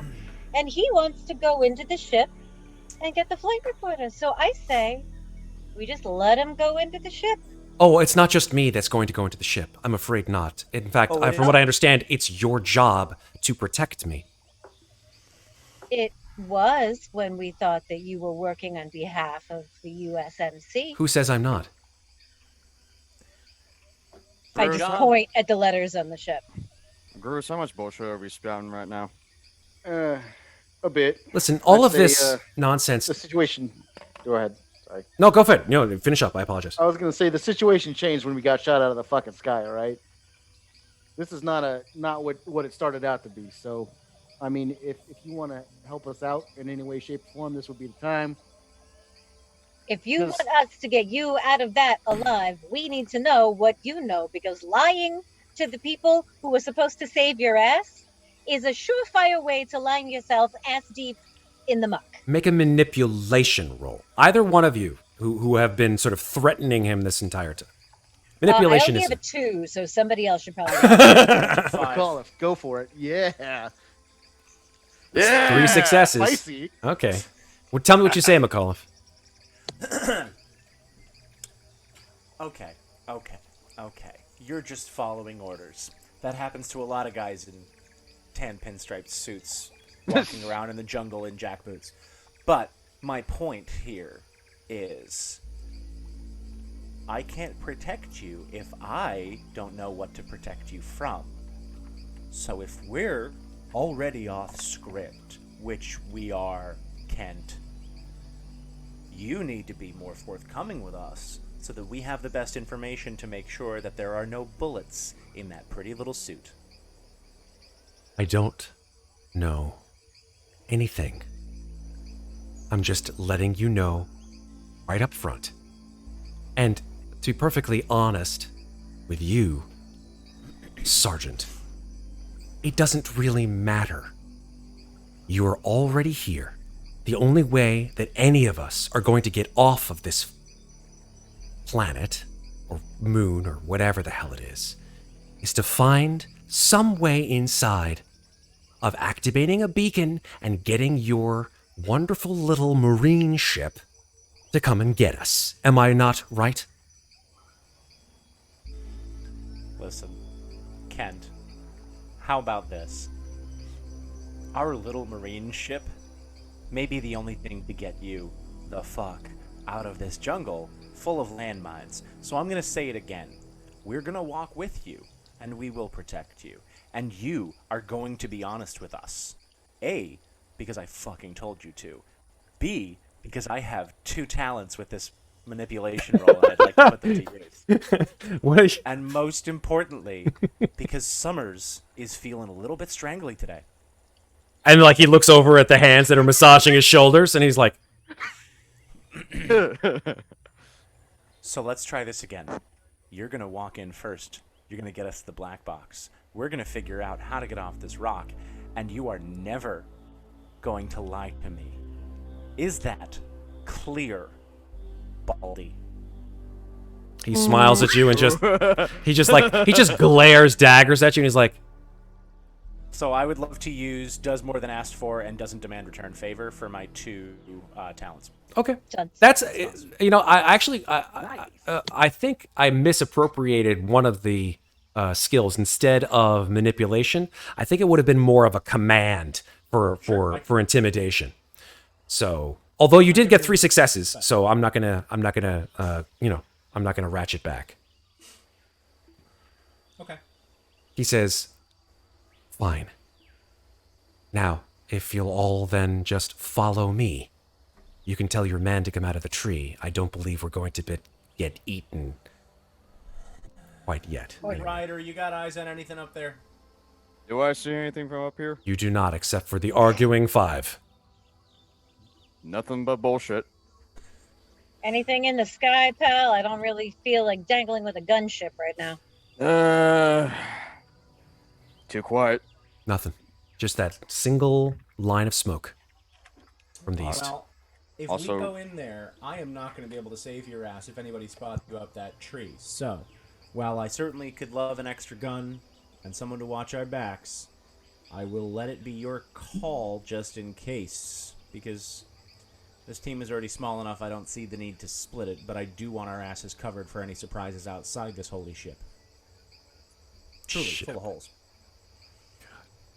The puns are So- with you. So, am I staying or am I going? Flip a coin, throw a You med are pack down the staying. tree, I don't care. Go now. Sorry. Hold on, fine. We're gonna flip a coin. All right. Evens odds. All right, come on down. Grabbing out the hook shot. Jump one down. You rappel down the tree. Yeah. Pick Oh, gonna make hey, that. boss, can I get my cutter back? I might need that. I hand him the cutter back. I just put one of my hands Oh. just brushes off the front of Ganon, Do I and then just slap him lightly on the back. do I Don't notice worry. do I notice I'm missing my medical pack? As you reach the ground, you sort of hear a crunch, and you're like, oh shit. And you just look as you have just stepped and just caved in your med pack. Completely unusable. Side note for the electronic tools, also. The electronic tools, you find them at the front of the ship. They have been smashed to pieces. Oh, nuts. You threw them and they hit the side of the hull and just... What did My I tell you favorite about tools. getting your eye tools insured? Uh, Hey It- guys, it- give this if you- fucking tree a wide berth, all right? yeah. Actually, you know what? You burn that sucker down, right? Please? Yeah, sure. I'll set the tree on fire. Wait. Oh, okay. You know what? I could set Never the mind. tree on fire. That's a real dumb idea, because something will see that. Never mind. Oh yeah, smoke. All right. Take far as- away all my fun. I haven't shot anything in a while, you know. As far as I mean- as far as what Well- I've seen, nature's scary. Well, if all else fails, you can shoot him. Did we get Points any of over- those machetes points by over there. requisition? Yes, you all have machetes. I already had a combat knife, so I do not have a machete. Can Oh. I hack a little bit away? Like, can I hack at the edge of the vines and see, like, right around where the cutting torches were? Is it, like, sensitive and responsive even where it was welded or torched by Groose? Like, how aware are these little plants? They seem to be, I mean, they don't seem to be, like, sentient. They seem to be almost predatory, really, to be perfectly honest. These things went for orifices, so to speak. Yeah, that's also a great question. Thank you, Groose. Is a machete a separate weapon or just another combat knife? Just another combat knife. It's the same thing, it's just flavor-wise. Okay. And how much space is between the nearest razor plant or vine? You're able to skirt around it. I'll hand wave it and say that after you've found that these razor plants and or awful, vampire vines are what they are, and thank God for that, that you're able to go around it and head to the side area of the ship. I'm willing to play ball, but absolutely, let's move forward. Okay. So I'm going to move you guys now to one of the amazing maps Ooh, Oh man. that Siren, it's pretty. Jesper Nielsen Siren, has made for us. And Hold on. Jasper, Focus. yeah, for real, focus. Thank you, Jasper. I want to see how much of this you can see, though. The whole thing. Oh, Yeah. the whole thing, huh? Okay. Sorry. That's okay. Yep, it's all there. The reason why you can pretty. see that is because I can't see. La la la la. la. Ganon takes his pup and it lifts up off his hand and it starts to go and floats through the entire ship. And after about 3 or 4 minutes, a digital holographic display of the entire ship comes out of his PDAT. Like you see it floating over his PDAT. And he's like, okay, well now we're getting somewhere. Excellent. Everything's intact. And he says, cool. and no life forms, honestly. It's best of all worlds. All we have to do is just get to the computer terminal. The main console, of course. And could you ping us on your little pup toy here where that computer terminal is that we need to get to? Certainly, it would be approximately here. Just FYI, boss. I mean, we've had a bit of a rough time getting here. You mind we took a break for a minute? Yeah, no, I think that's absolutely fine. Let's Ganon sighs. He's like, huh. Can we get out of the mud? That would. You are sort of like knee deep in it at this point. Like you're just sort of like Take a break swooshed inside. into it. everyone in the hallway. Let's take a breather. Ugh, I'll climb MacCauliff up can I first. want to zoom out for our wonderful viewers here in chat. The amazing work Just That gotta Jesper grab. did. Like, look at that. Just gotta grab some mud and like start wiping some on my face. Oh, Oh my God, you just don't Bloody- feel clean unless you're dirty, do you? okay. You start wandering in through the halls. It's dark, so let me change our Lamp on. ambiance. I was gonna say if I had it on, Yeah. I'd take my sunglasses off because I can't see. Yeah, Shoulder definitely take lamp. off your sunglasses. Let me have Gannon bring you in here. All right, so So we're taking that break. you want to take a break Yeah, we- inside? Sure. You need to Okay, secure yeah, area at let's least. let's find a room with one entrance or exit. And actually looking at this display, shit. Well, there's Right a. here. Isn't Yeah, there like a yeah. door right here or right You there? do. You see doors to both sides of you.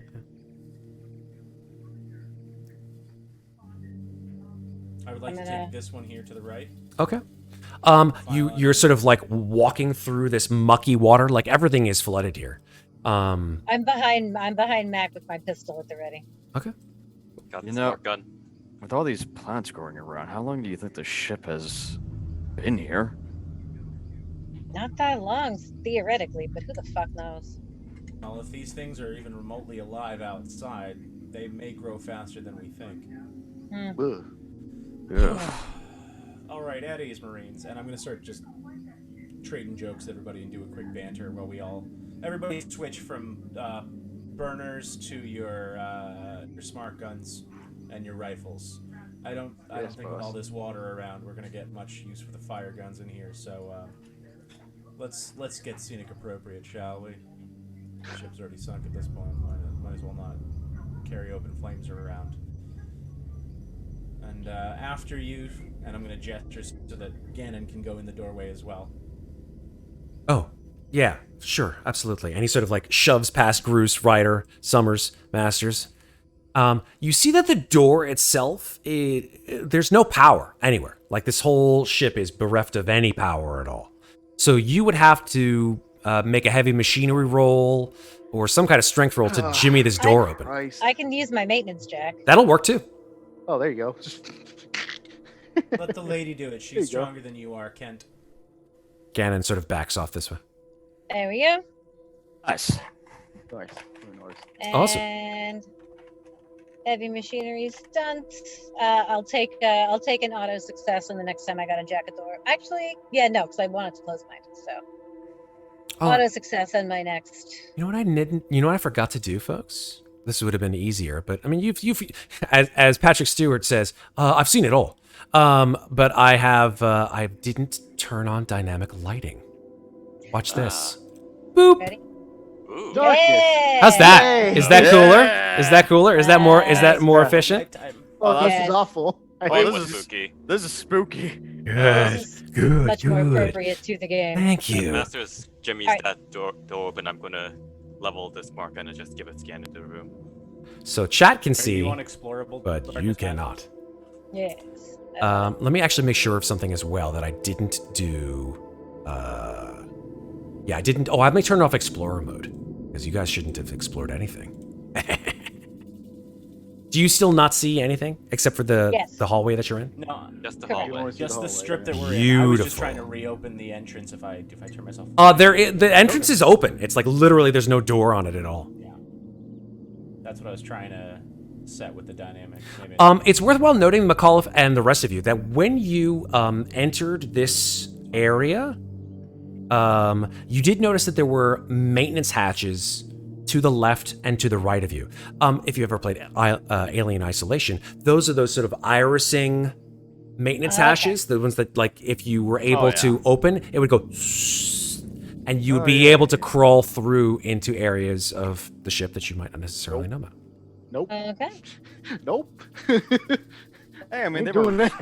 Hey, I And the mean, water- they're super useful. So the door has been jacked up. The door is jacked open, and I will remove the door now from the dynamic lighting. Okay. The room itself is bereft of anything, as far as you're aware, except for just water. You do see under the water the remains of what you can assume to be an auto dock, which is assumingly implicating that this is probably some kind of a med bay. head in. Enough Do debris the- to sit on or oh, there we something at least. Well, I'm just gonna lean on a wall. they did say room near the water for $1,600 a month. Whew. That was bad, boss. Listen, I need to get the banter down. Oh God. Knox, I will take any bad joke to get those stress levels down. I am Weird. Yeah. here. We Is are. that property in Venice? Has it Minus. sunk already? That is piss off my teammates until they throw me over a cliff. You'd never get that The in class Venice. You kidding me? And as I banter with the group, I'd like to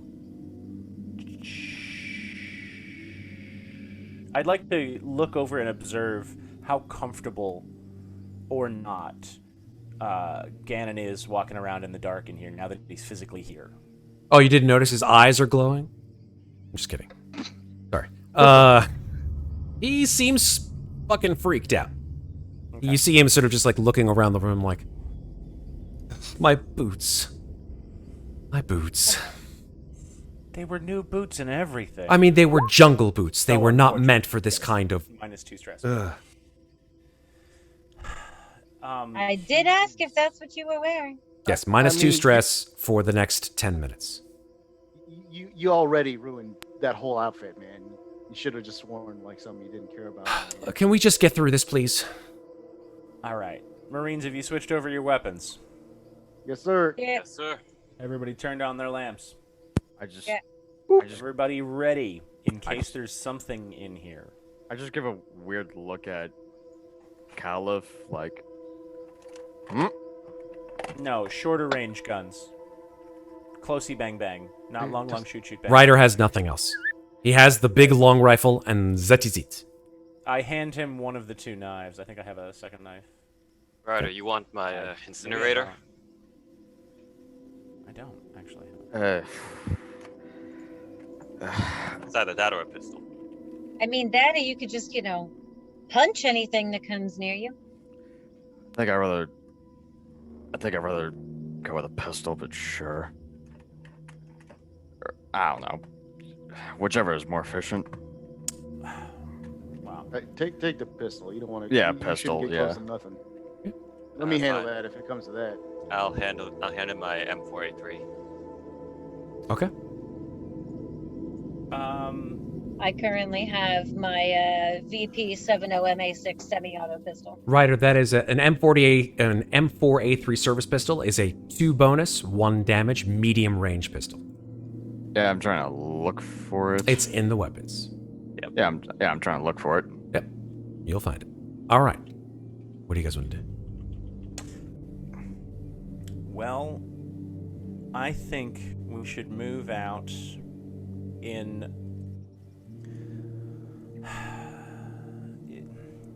Masters, did you make a term for that formation where we're walking around in the dark and we're just covering each other's sixes the whole time?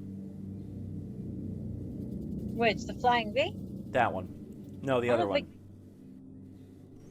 Where it's That's- we're Ducks in a row? What? I don't know. I no, say the one shit. where I don't. we... Fair. I say shit. I don't expect you to actually listen to me. I hate to interrupt the formation talk, boss, but did you want to do the short end first and then go the long way, or did you want to go from the long way then come back to short way? Well, let's start with the short direction towards this terminal, because if we can get the information, then we can figure out if there's anything that might be able to get us out of here, or what the hell took this thing down. Ganon says, listen, the only way we're going to be able to do anything is if we get power back to the ship. And you think that heading to this terminal, I'm going to point at the little pup thing, is the best way to do that? No. The computer won't be able to be on unless we turn the power on. Great. So we're going the long way first, Groose. I don't Cool. suppose that little pup tells you where we get the power back on, huh? Yes, no, I have all of the materials here on my dad. Would you care to share with the rest of the class? Of course, I will share. It's in the power station. The power station is approximately any points like in the westerly direction. Maybe I don't know. Maybe 10 or 15 meters after this door. Just keep going straight west. All right. Okay. Lead the way. That doesn't sound fun, but let's try it. I'll bring up the rear. All right. Is everybody moving quietly? Yes. I would say, yeah. Who is the Sta- worst? standard- Do we remember who the worst is at mobility? I think it's MacCauliff. MacCauliff, make your mobility check, please. 4. I mean, okay. Come on. Nice. Okay, all of you are successful in moving quietly through these muddy and dank hallways to the west, Everybody- following Ganon. And I'm Everybody gonna take get a drink, plus by the way? 1. Sure, grab a drink. Or Well, I were mean, we like, instructed to that's hydrate? Platinum helping us, yeah. Please, hydrate. Thank you, Platinum. Indeed. Although I'll actually be drinking. I have a whiskey called Old Glory. Oh. That is the opposite of hydration. All right. I know. Also, gotta love having props. Hey, you prop yourself out. Props, costumes, hairstyles. I mean, yeah. And Matt, can I take nice. Yeah. Can I take a +1 for my Mo stunt? Oh, yeah. Yes, you can. I'll save that +1 for later. Beautiful. Ganon is still walking down the hallway. I don't know what you guys are all doing in that little med Yeah. bed. I said I'm bringing So- up the rear. I'm waiting for everyone else to move out. Also, Let's go, Marines! Also, MacCauliff, the take light is- control. Come Also, on, ladies. also Formation. Yeah. the light is a little weird. Yeah, Yeah, it's I- not updating. Now that we're in out, there we It's go. not- Now it's switched. Yeah, it's not until everybody's out, I think. That's correct. Was Oh. What? There's a Okay, laser or so- some shit right here. What is That is a zone demarcation. Oh, okay. It's a Well, it's for when laser. we have to start running and shooting things. Was Um, Resident Evil?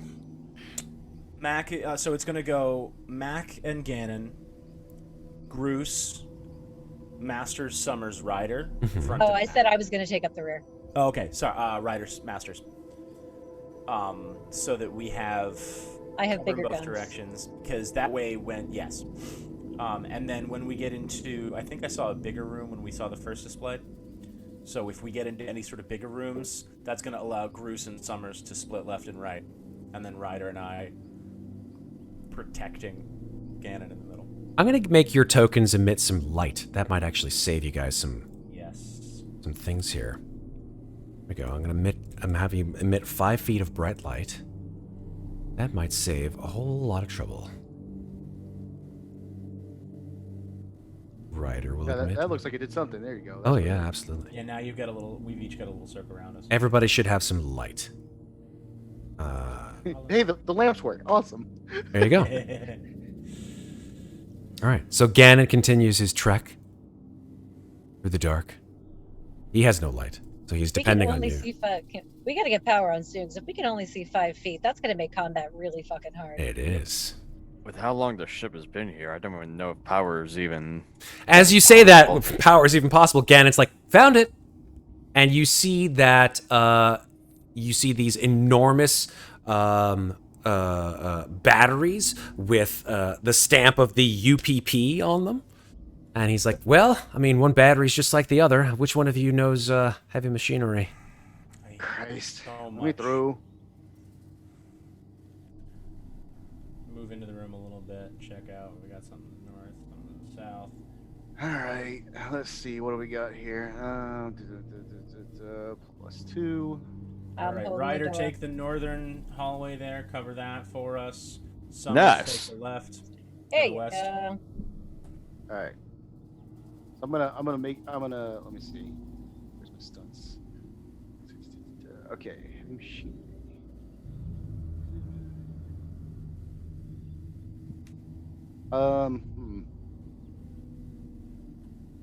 Yeah, if I ever need to turn the power back on, I want to be able to do it right away. So I'll take if the power goes out again, I just want to punch something to make it. Auto success. Yeah, Okay. if that's okay, man. That's fine. Sorry. Power on, maybe. Okay. Yes, let me see here. Okay. Yeah.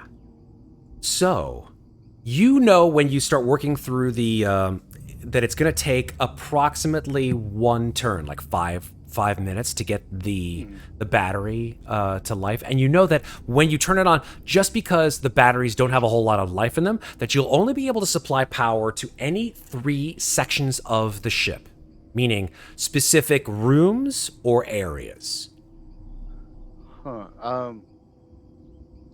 Hey, Gannon, does that tell you where we need to go get the black box from? Because I can only reroute power for 3 rooms at a time. Yeah. Hold on one second. He pops open the map. Pops open and he says, "Yeah, I mean, if you turn the power on, here," and he points over in this area here, and then maybe over here as well. That might do it. Okay, I'll light up the 3 rooms he points out. Okay. On and shit, I'm running out of fuel on this thing. Summers, So I just failed. you feel something move past your leg. What the fuck? You all hear Summers say, "What the fuck?" Under the mud, Fuck under what? the water, you felt something go past your leg. Ah, shit, you only lit up 2 rooms. You want to light up this one too? Gannon says, "What's I mean, going on? What's the matter?" I'm sorry. Did he? Look down in the Yeah. water. Make an observation roll, Summers. Did I only light up 2 rooms? Because I'll light up this room if 3. I have the power. 1 success. 1 success. You're not quite sure. You can't really see it. If there's anything under the water, you don't see anything. How deep are we? You're about Deep? knee deep. Something's fucking swimming around. Let's say, do we have any? Yeah. Did the PDATs pick up life? No, that's motion detectors. Right.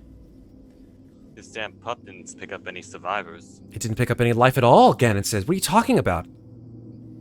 You sure we're not picking up any garbage or whatever? Did Let's it just pick up those murderous plants outside? Maybe a pup is only tracked for humans. Think of that. No, I don't believe so. And he like pulls out the pup and he like shakes it. He's like, no. This thing is working perfectly fine. They gave this to me and they insured me that. What was that?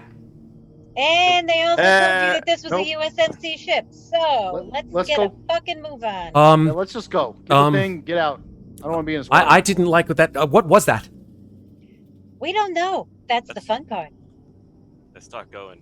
Yeah, let's go. Go. Which way? Is it back this way? No. To the east and the north. I just went east. Okay. Go. All right. Go, buddy. Masters, go first. On it. Gannon Groose. trails you. Gannon. Groose. Summers, you're in the rear with me. Ryder, get in the middle. Shoot over our shoulders if you have to. Gotcha. And I would like to make an observation in and around me in the water as well. Okay, go for it, MacCauliff. North here, Gannon? Yes, right there.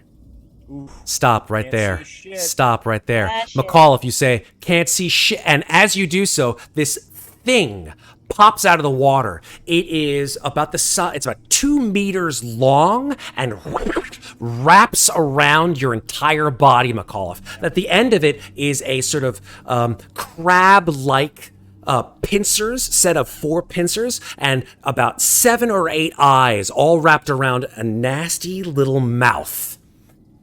And it catches you by surprise, so it gets a free attack. Let me give it. At 10:42. There we go. Oh no, It's we're not 1:42. we're not going to start any combat. I'm just going to sort of start it, and we'll show you guys what it looks like, and then we're going to start our combat another time after we find out what happens with this particular attack. Here it comes. 1-shot kill. Oh boy. Okay, that is 2 successes. Please make for me, as this thing sinks into your shoulder, MacCauliff, a stamina roll. Sure. We get I mean, armor rolls against these I was things? You do get armor rolls, actually. That's a good point. Actually, make an armor roll for me then. Good point. Okay, so first. Make an armor roll first. Okay, still does 1 damage. Please make a stamina roll. Oh boy. Oh, Can I fuck. push it? You can push it, absolutely. Add in a stress and push it. Push it real good. Damn right. You shouldn't have said that. Yeah, don't do that. Don't do that again. Oh no. Oh. Come on. Yeah. Come on. Make a Come on. panic roll. Come Hang on. on. Make your panic roll.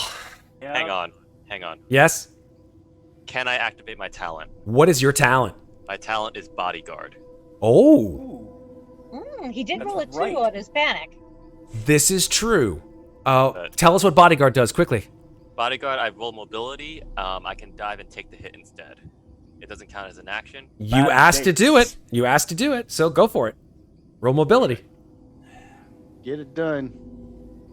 Yeah. Okay. So, Summers, you take the hit so you can make a stamina roll, please. You gotta be boss at this, right? Oh Fine. no. And an Just armor. roll. And an armor. Yeah, make your armor roll. That's right. All right. Because it's still the same amount of damage. Okay, it's still 1 damage, so your stamina roll fails. So, MacCauliff, Can they this push- thing Can I push- wraps... Can I push the stamina roll? Yes, you can push your stamina roll. Add a stress and add your stamina. Yep. And then roll your stamina again. 1 success. Okay. Unfortunately... Saved ya. Eek. Yeah, no, that's fine. Because, yeah, it's been 6. So, this thing sort of like comes out of the water and just lances into, or looks like it's about to lance into MacCauliff. And Summers, you just dive in front of him, you grab this thing by the head. Tell me what happens. And then we're gonna go to... Go ahead. And I just like take out my knife and just like trying to stab it into the mouth, and I've just shoulder checked MacCauliff out of the way into the power. Basically, he's into the power generator right now. Okay. Cool. You guys hear this sort of screech, and you look back, and Cannon goes, ah! Everybody take a stress. Everybody. MacCauliff, Summers, Rhyder, Groose, Masters, all of you, as you see this enormous, like worm-like, fish-like, centipede-like thing with a whole bunch of eyes and a whole bunch where they ought not to be and a whole bunch of fangs where they ought not to be. And Summers is grabbing it, and he pulled his knife out. Oh, sorry, she's pulled her knife out. MacCauliff has this thing wrapped around him, and his face is turning blue. And that's where we're going to stop for tonight. Holy crap. All right. Holy crap, dude. Well done. Oh, God. God. So, that is where we're going to stop our first session. Welcome back to Alien, folks. Welcome back. We're back, baby. Hey, This to be close fair, to just designing 5 more characters at the to be fair, we could have died in that crash. You could have all died in the This is the crash, first- and then I would just outfit you with all the other Marines that were up in the, And Oh, we there were could've- 9 of us. We could have all died in the mine explosion. it's true. Yeah, and also, this is the first point of damage we've taken the entire game, so I'd say we've done very well up until this point. You've been rolling pretty darn well. Banter has But we helped your also had a lot stress. we had a lot of exposition to get through. This is It's true. also true. So This is true. I took 1 point of damage to do this, right? You have taken 1 point of damage, and whatever this thing was, you see this like all this like greenish goop seeping out of its front. It's clearly got some kind of like almost poisonous material or venom in the front of it, but it didn't puncture through. It went through your armor. You see like a little rivulet of blood coming out, but no stuff beyond All that. right. So It's got a dry bite. It has to A dry bite you and bite. inject. No, I mean that's a thing. That's literally a thing. It's I didn't even know that. That's cool. Yep. All right. Cool. Sounds funny when you say it. It's a like dry wine bite. connoisseur. I know, right? It's a dry It's weird. heat. It has a dry bite. All I'm right. getting notes of venom in here. So What a that we dry go. bite. Our first session of the Cobra. Frontier There we War go. is in the can. We're gonna come back to the Frontier War, I guess, whenever we can. Whenever all 6 of us able to. I think the month of June is pretty booked for many of us. I would love to come back in like a week or 2, but I think that like this next week and the week after and the week after on Fridays is booked for most of us. And that's okay. I'm not going to guilt y'all because I want to play this as much as you all do and as much as I'm sure all the other folks in chat and YouTube want to see us. But you know what? If it's good, then you gotta wait. Should do the 11th, the 18th. Oh, but I think other people cannot. That's right. Just a shame. But that said, we will come back. Sarah, you will probably still be rocking that mohawk. No. Yes, it may not be purple anymore. This is That's okay. That's This okay. is just We'll fun. use our imagination. This is my natural hair. It is your natural hair. It's gorgeous. I love it, John. I mean, I don't know how hairier I can get. Don't hair yourself out more than you have to. Cedric, that's fine. All right. So that's what we're going to stop for tonight. Thank you very much, all in chat who've watched. Thank you in YouTube. Let's go around the horn and plug our stuff and tell everybody in the world about us, in case you want to know. Let's start backwards. Let's start with this guy over here, Patrick, who played MacCauliff. Tell us where we can find you on the internet, sir. At Pat Marin and at The Bar Rover, Instagram and Twitter. PatMarin.com for any of my theater-related stuff, and BarRover.com for whiskey tastings, which are back on because New York has reopened, so I can do whiskey tastings in person. My bar that I work at it opens on July 1st on the Rocks in Hell's Kitchen, and you can find me pretty soon on Cast Party. You're on that side. No, it's all right. You flip it. You flip it. It's mirrored. With Matt. Yeah. Because I just joined the team as one of their new DMs. You did. So I've got some adventures. I have a side gig. It's with this awesome company called Cast Party. I don't just do slices and dices. I do all the kind of stuff. I moonlight. I feel betrayed. I'm sorry. I can't dedicate all my time to you folks. But then, Slices and all other cakes. yeah, slices. I got hands everywhere. I gotta diversify my portfolio. Hey, So yeah, we're the favorites, okay? We're the favorite. Yeah, ones. you're my favorite sons and daughters. As of this week, whiskey and Dungeons and Dragons are my income for the rest of the year. It just means I'm gonna be very, very busy. Beautiful. Busy is good. Busy is good. Thank you, Patrick. Moving around the other side, we're gonna go to Scepter. Scepter, where can people find you on the internet? You'll find me on Twitter at KMRana, where I go around posting commissions, finding some artists, setting my art addiction. But overall, just having a good time. Having a good time. Loving it. Having a good time. Everybody sing. Gotta relieve the stress and the tension somehow. Everybody shake it out. Shake it out. Shake it out. Shake it out. Shake it out. All right. We'll be fine. We'll be fine. All right. Thank you very much, Scepter. Down here directly below me is Sarah. Sarah, where can people find you on the internet? You can find me on the internet at Lovely Llama on Twitter and Instagram. And yeah, that is where I post stuff sometimes. Anything to plug? I mean, I'm doing some live theater tomorrow for the first time in over a year. So for the next 2 days, I'll be out in Central Park in New York on Sunday and at Riverside Park on Saturday with a bunch of other actors performing staged readings of short plays written by kids aged 2nd grade through 12th grade. Oh, man. And some of them, I mean, I have to say they're all good because they are all good, but some of them are like chef's kiss good. Is It's it? gonna be really, oh, these kids, it's really great. And I've done it every year. It's my 4th year. I stage manage, I perform, I do the props and costumes, and it's awesome. So I am very excited to get back out there and be doing the thing I love. Scepter, I saw that, by the way. I saw you flip that. I saw you flip the gun around and hit yourself in the face. Somebody clip that. He flipped the gun around, boom, hits himself in the face, flips it again, drops it on the floor. Come on, man. That's the Raya effect.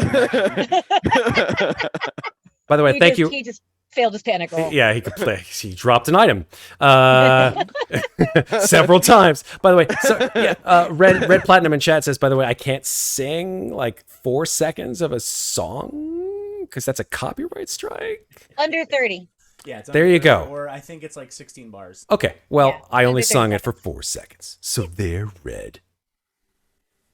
Under 30. I will sing 29 seconds of a fucking song if I don't Also, want I to. really don't think Freddie Mercury is going to come back from the dead to be like, you can't sing my song under the industry. He's not. I mean- he's not dead. He's alive in my heart. Oh, I thought you were just going to say he went back to his home. Oh, Jesus. No, I mean that in a good way. Like he and David Bowie are off together in the stars. I agree 100%. Just like he shows up in Predator gear and is does that. Whoa. All right. That Thank took you. a turn. Sarah, thank you very much. All right, Jonathan, moving to you. Where can people find you on the internet? You can find me on Twitter at freshly_zested, where I mostly retweet and like RPG stuff. Most recently, it's been Critical Role because that happened. Yeah, that happened. Holy shit. And on Instagram, I am Blue Before Orange, where it's barbecue season, so it's pulled pork, ribs, and lots of chicken. Mm. I'm seriously just going to show up at your house one day. You say that. You say that. I know. Hey, I have to figure out where he lives. My Well, that's the stalking skills first- aren't that good. Yeah. that's the first part. First part. Where do you live? Where do you live? Can I come over? Is there parking and can I come over? By the way, if you guys haven't bought the CMOM, I shared it for the people in our Discord that one of the items in the Colonial Marines Operations Manual is an actual honest to God recipe for cornbread. Like really tasteless, crappy cornbread, but like, you know, from aliens, like I was like, what the hell is this, man? I don't know, some kind of cornbread. It's standard issue. Hey, come on, it's good for you, eat it. But like, I think that's the best joke in the entire goddamn thing, that they had cornbread. Might have to make it one of these days just for shits and It giggles. doesn't look like it has anything but salt. Yeah, that's how bad it is. There's no sugar. bad It's just Exactly. sometimes. Just to see how bad it is, and then to see, like, to do the binging with Babish effect and see if we can make it good. Yes. cornbread can always be made better. You just add butter and sugar and all the good stuff to it. When I could just give it to my MacCauliff dad. He's dies- a gourmet chef, so he could. There probably you do that. go. What did you All say, right, Pat? To say when MacCauliff dies, my next character will just be searching for the perfect cornbread recipe for the rest of the game. That's the best personal agenda I've ever heard of my entire life. I love it. Where's like the it. cornbread? Where is it? Tell me, Kid Cannon, where's the fucking Oh, that's right. cornbread? We're all gonna have to chat need about sea whether we salt. advanced, like about whether we get XP for this thing. That's right. We'll talk about that between sessions. Absolutely. Thank you very much, Jonathan. Moving finally to our friend James. James, where can people find you on the internet? You can find me at on Twitter at IronWolf616, where I like a variety of things, mostly video game stuff, and again, sometimes I post models and stuff. I still got a few models to put up there, but like I always say, I'll get around to it eventually. Time. It's all we have, James. Time is not on It's my always, it's always slipping through my fingers, and I can't close them. I hope you all enjoyed tonight's first episode of the Frontier War. Yeah, we'll be back to the Frontier War as soon as we can. We definitely know that there is quite a lot of call for more Alien RPG, and other streamers and other YouTubers are putting their stuff on the proverbial internets with their own campaigns of the Frontier War. I highly recommend that you check them out. All peoples have amazing material. I can name a couple off the top of my head. Let's see. Garblag Games has one that's really that I haven't seen any of them because I don't want to I don't want to rip off of anyone because they're all amazing, and I want to make this some our own cool stuff. So Garblag Games and Jousm, they're all awesome. And hey, if you see us on the internet, wave and say hi. Beyond that. What's that? You already clipped Red Platinum already clipped the gun fail. Oh, he did? FYI. Nice. Good job, Red. Nice. Good job, Red. God damn it. Yes, forever immortalized. I have been your game mother, Matt G. You can find me and all the rest of these MFers here on Slices and Dices every Friday. They're about 9:15, depending on technical difficulties, and when things happen, what are you gonna do? It's life. But we'll keep on going and keep on putting stuff on our channel, and hopefully you guys like it.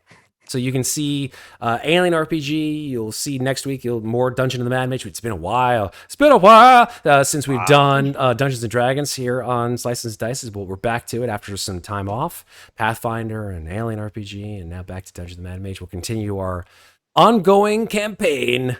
Getting close to the end of that one. Almost there. Yeah. So close. So close. But until then, folks, check us out on Discord. Check us out on YouTube. Give us a sub. Give us a wave. Throw something at us just to know that we're alive and so are you. And until then, folks, remember, take care of each other. But don't forget to take care of yourselves. Have an amazing weekend, folks. Thanks for watching.